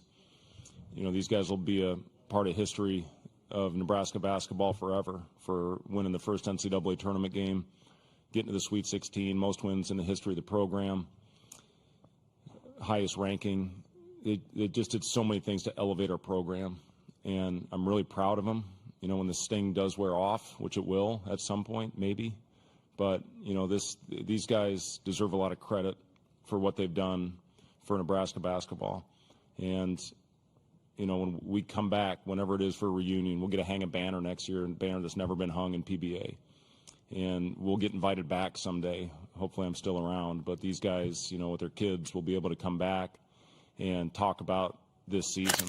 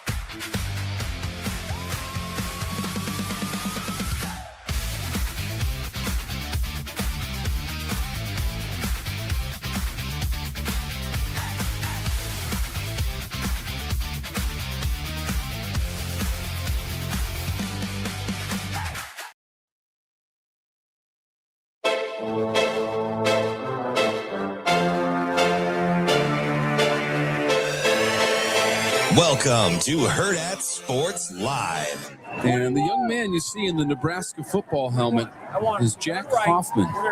And you may have seen the journey with Rex Burkhead and young Mr. Jack Hoffman, who is a 7-year-old pediatric cancer patient.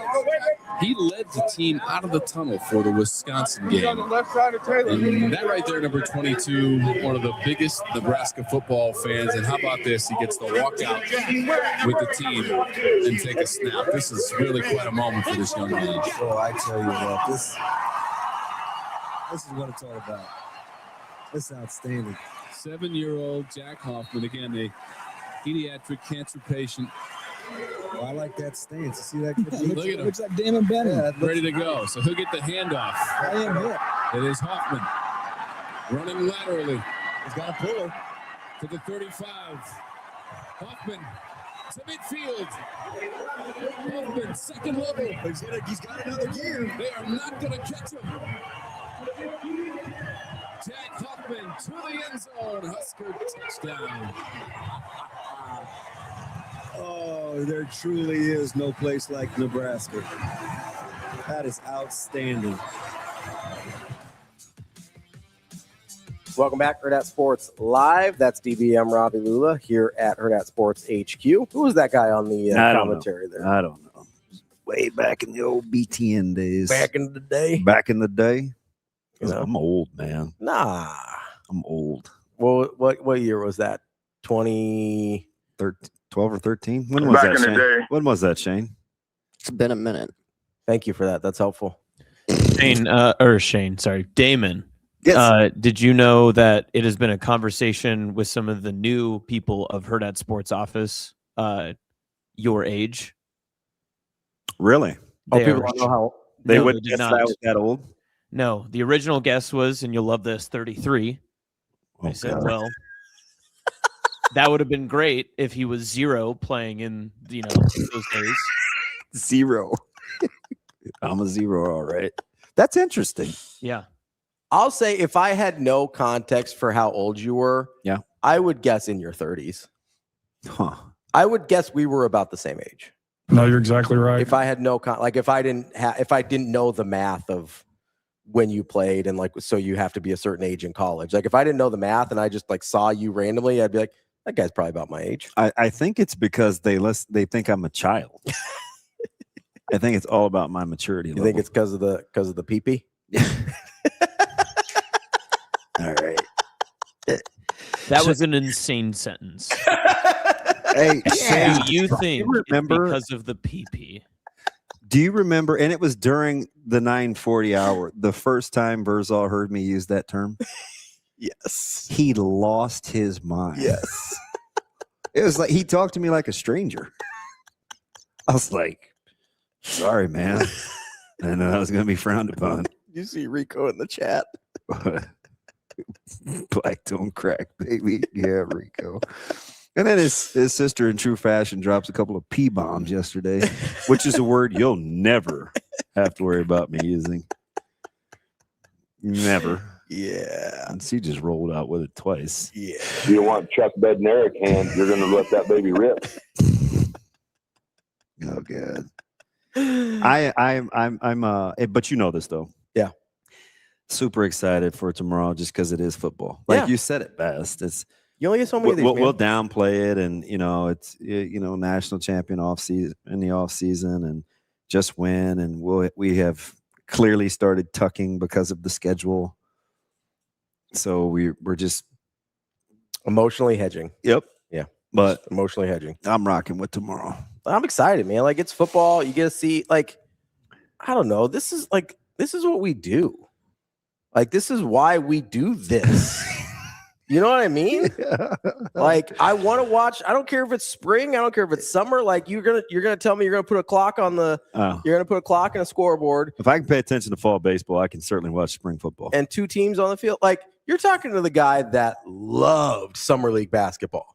Like I when watch it. When I know you brought I think it was Biggie there one time. Yeah. We're rolling up to Iowa West Fieldhouse with a 3-pound Frenchie in your arms. And, that's when I think John Niata was like, dude, I'm trying to work. Can you just not talk to me? I mean, that's where when the D1 guys used to play in that summer league, that was my favorite. I loved that. Me, Padilla, and DeMarinis would just camp out, just post up. Those 2 are keeping stats, so that helps me out because I can't count. I just wanted to see who Crawford was going to give buckets to. Oh, dude, that was the best. when Bud Crawford just rolls up, and I think I've told this story before, but some of the out-of-towners didn't know who he was early because this is 10 years ago. Yeah. So this is, he's not fighting Canelo at this point yet. And basketball players, they like to chat a little bit. Every once in a while, one of the out-of-towners that was new to the scene would start talking a little crazy to Bud, and the guys from Omaha would have to come over and be like, "Whoa, easy, hey, come here." I know he's only 135 pounds. It's like that man will good night you or anybody else. You might want to chill with that. It was the funny, it would probably happen, and Bud would kind of just give him that look. It's like, you better talk to him. Mm-hmm. Because you know what his favorite is? What's that? Let him know. Yes, that's what it was. Yeah, let him know. Let him know. And there's it was the immediacy of the people that knew going over to the people that didn't and be like, that is not someone you get to talk crazy to. I mean, is there any poundage? Even a bantamweight, I probably would chill with. You mean professional boxer? Yeah, absolutely. Period. Yeah. If you are a professional combat fighter, little flyweight, I am not talking crazy to you. A little 115 pounder just running his mouth. Not gonna say a word. I'd be like, you probably right, man. We cool. Yeah, I'm good. We're good. I do that every day. I know, and I leave you alone, Shane, because I know you pack a punch. I mean, you don't walk around with a mouthful of protein like Austin, but I know you pack a punch. I don't know. It looks like it hurts when Shane walks. I'm not super scared. Dude, those cold days in the winter when he'd get up sitting over by the door and he would literally hobble. Like one leg was shorter than the other. Shane, you good? No, I'm not. Yeah. I'm watching. Shoot, I watch everybody else's spring ball. Why wouldn't I watch Nebraska? 100%. I like spring ball. I like summer basketball. I like any opportunity I have to watch the games that I like, the sports that I like, the teams that I like. And when I get a chance to, I feel like learn something. Like, will you watch groups or individuals? So Because scrimmages can be interesting like that because they may hodgepodge it. I will probably take with a grain of salt what the groups are comprised of, right? So like if the D-line group is guys that I think will actually play together, I'll pay attention to that group. If the O-line group is guys I think will actually play together, I'll pay attention to that group. Although O-line, I'll be interested to see if they can mix and match a little anyway, because I do think they might do some of that this year. So I might pay a little more attention there. But I do think because of like Sledge and Gatula. Yeah, I think they got good players that are not going to be starters that they want to see on the field and keep everybody fresh. So I think I'll look at that and kind of take that with a grain of salt or put a little more stock in it based on what the groups are. I do think later in the game, as you get into probably some groups that are less likely to play together, I'll be looking more at individuals. But I mean, I've got kind of a list of guys in my head already that I'm like, okay, I want to see this guy and see what he looks like. I want to see. I mean, you've talked about Mubanga in the offseason. I want to see him. Obviously, I want to see what all the linebackers look like.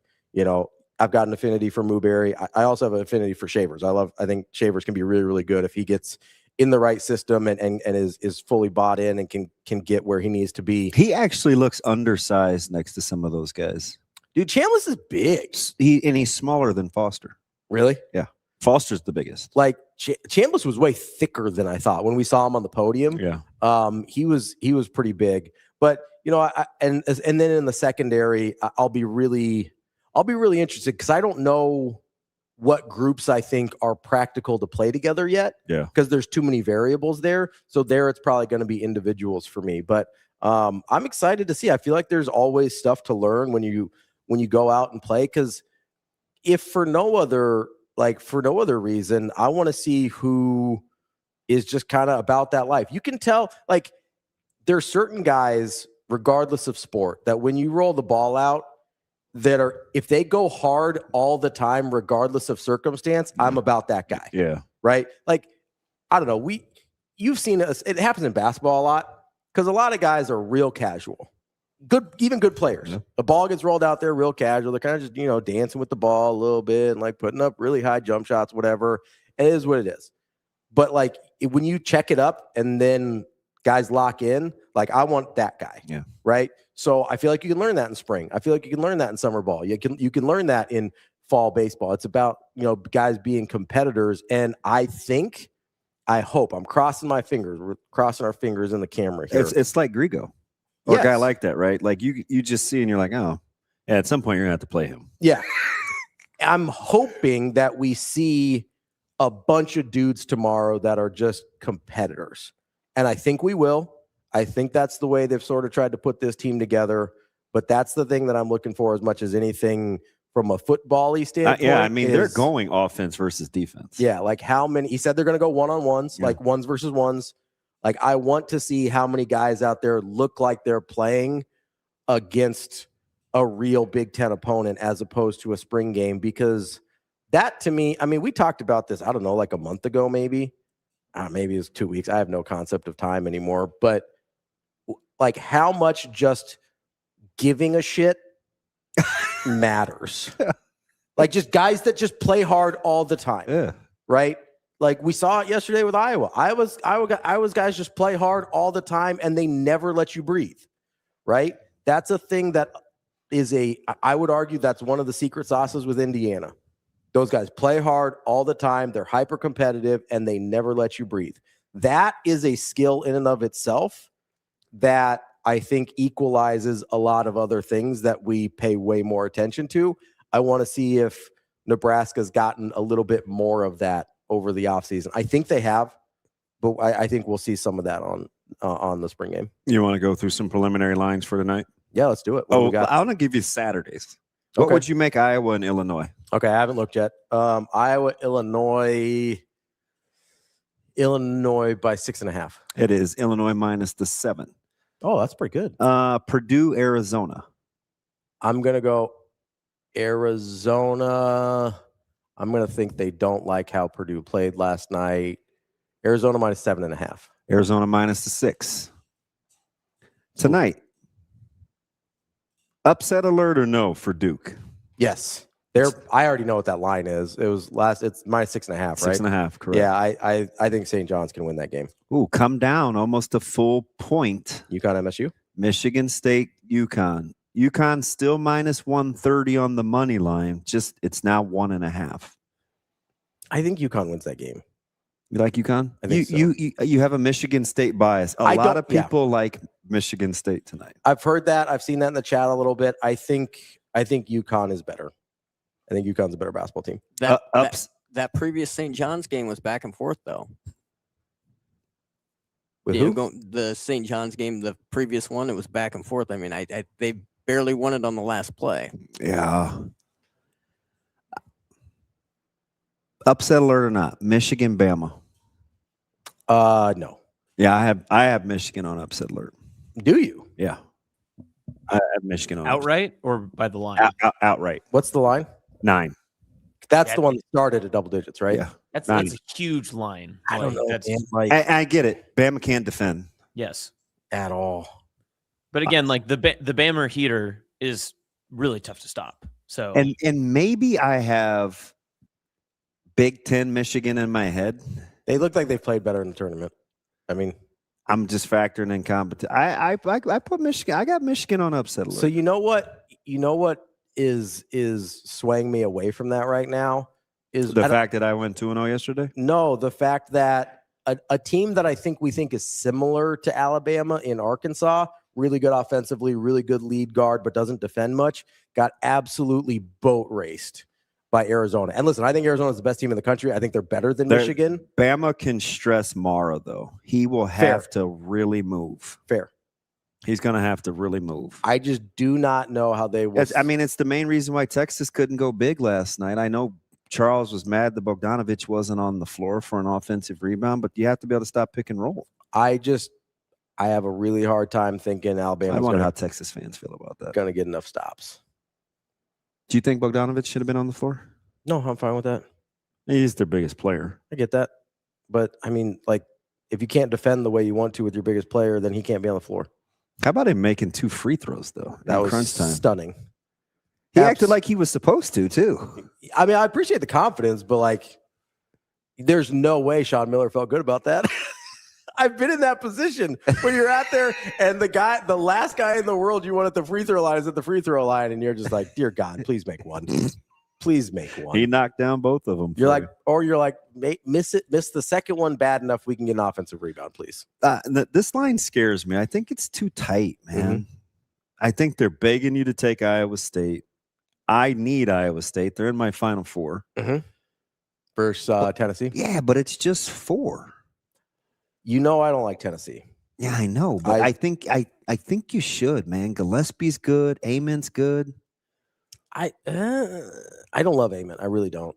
Because I get it. He's too sometime before you. Yeah, he's a little floaty for me.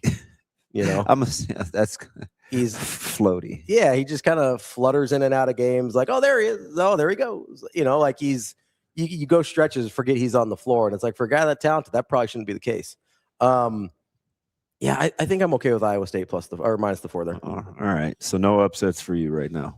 No, I think I'm going chalky here. AJ, thoughts? If I had to guess, Michigan State would be the upset.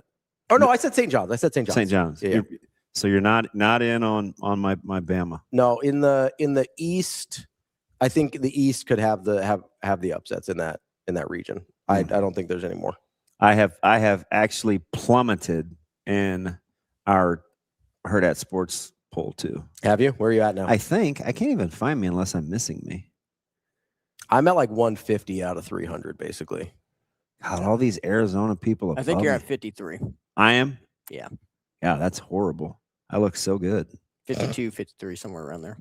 Yeah, Like third page. Shane, where are you at? 51. Oh, That's how he knows. that is how I know. Yeah, I was just gonna go out on a limb. I think you're like 53. You might be like 53 or something. Exactly that number. I don't know. Dang, I ain't even on there. I might be on the second page. That's tough. No, I'm 64. Man, so What a debacle. DC Husker 15 Yeah. is in the top 4,000 nationally. Wait, I got to see his. Can I pull up his? You can pull up his bracket. I've got it up right now. I think the entire group is really good, at least for the first 2 pages, because I'm sitting at like 94% and I'm way down at like 51. Yeah, I think the group did pretty well. Yeah, the group did outstanding. So he's got, man, I think the only game he missed in the East region so far was Ohio State over TCU in the entire East region. That's incredible. I think the only. I wonder how many brackets he did. I don't know. There's only one. There's only one. Oh, geez. The only game he missed in the West region was Wisconsin over High Point. Yep. And there's only 2 in the. So he missed. So he's missed 7 games total. He had Florida in the Final Four, so that was his big miss. And holy cow, did he not miss one in the South? He hasn't missed one in the Midwest. His Midwest region is perfect. So he's missed 1 in the East, 1 in the West, 0 in the Midwest. His 1 miss is Iowa. And that only puts him in the top 4,000. There were no perfect brackets after day 2, and he's still only in the 4,000. He's got. Well, I think the problem is they also value like how far your Final Four teams go. So if you're missing one, and everybody else has their Final Four, I think that it bumps them up then. But so other people could have missed more, but have their Final Four intact still. Right. Yeah, he's got Michigan State over. I'll be honest, if Michigan State wins the national title, he might win nationally because there's not that many Michigan State winners. Oh, there has to be more than we think, though. There's so many Michigan State fans. I know, but that have a bracket this good already? Oh, good point. Like, that's listen, I don't think Michigan State's going to win the national title, but if they do, like, he's going to be. And you're not interested in. He's going to be top 100 nationally. And thinking UConn wins tonight anyway, right? So one step closer. Yeah, I mean, I don't want UConn to win, but you think they will. I think they will. Yeah, okay. But I think that'll be a game. Like I'm willing to. Well, it's only 1.5. Yeah, I'm willing to entertain an upset there. But I think if I had to pick an upset, it would be St. John's over Duke. All right, my upset. I like St. John maybe, but I definitely have Michigan on upset watch. Okay, that is the one we disagree with the most. See if I can pull it yesterday. The don't forget, softball has UCLA, big series this weekend, and then baseball's got Indiana. Yeah, UCLA gets going tonight. I think that's at 7. I think so. Yeah, and baseball's tomorrow at 2. Yeah, good weekend for Husker sports. Yeah, nice and busy. Have a lot to do. You know, make a weekend of it. You can see the spring game, then hop on over and go watch Indiana. Yeah, to the Haymarket. Watch baseball. Make a little day of it. Then you have time to get home and watch the rest of the basketball games for the tournament. It's a good day. Let's get it. All right. That's DB. I'm Ravi. Don't forget, on Monday, we'll record it on Monday at least. We will start our special Patreon game breakdowns. We'll have some analysis from the spring game. So make sure you check that out. It'll probably come out later in the week. Yes, we'll record it on Monday, but next week we'll have. Well, thanks for the heads up, AJ. we'll sometimes I produce. I feel like I got to ask the new boss. But make sure you sign up on Patreon. It's Hurrdat Sports Live VIP is what you can search for. I'll also tweet it out another time today so you can get signed up before the weekend. And if you were in there last night, you could have chatted with us on the Discord while we watch Nebraska men's basketball. We'll do that again tomorrow. During the spring game as well. Well, I will. DB will be working, obviously. So maybe. Well, he might have a little something to do. with your good friend Kyle. Oh yeah. So make sure you sign up to the Patreon. Well, and, we got the whole team now. Yeah. Oh yeah, everybody's there now. Yeah, Unfortunately, Jess is back. Unfortunately, We'll have Cassidy. Just no Ben, right? In case KC. Yeah, just no Ben. So make sure you tune in to the Husker Radio Network call of the game tomorrow, and we will see you back on Monday. That's DB. I'm Ravi Lulla. Hurrdat Sports Live.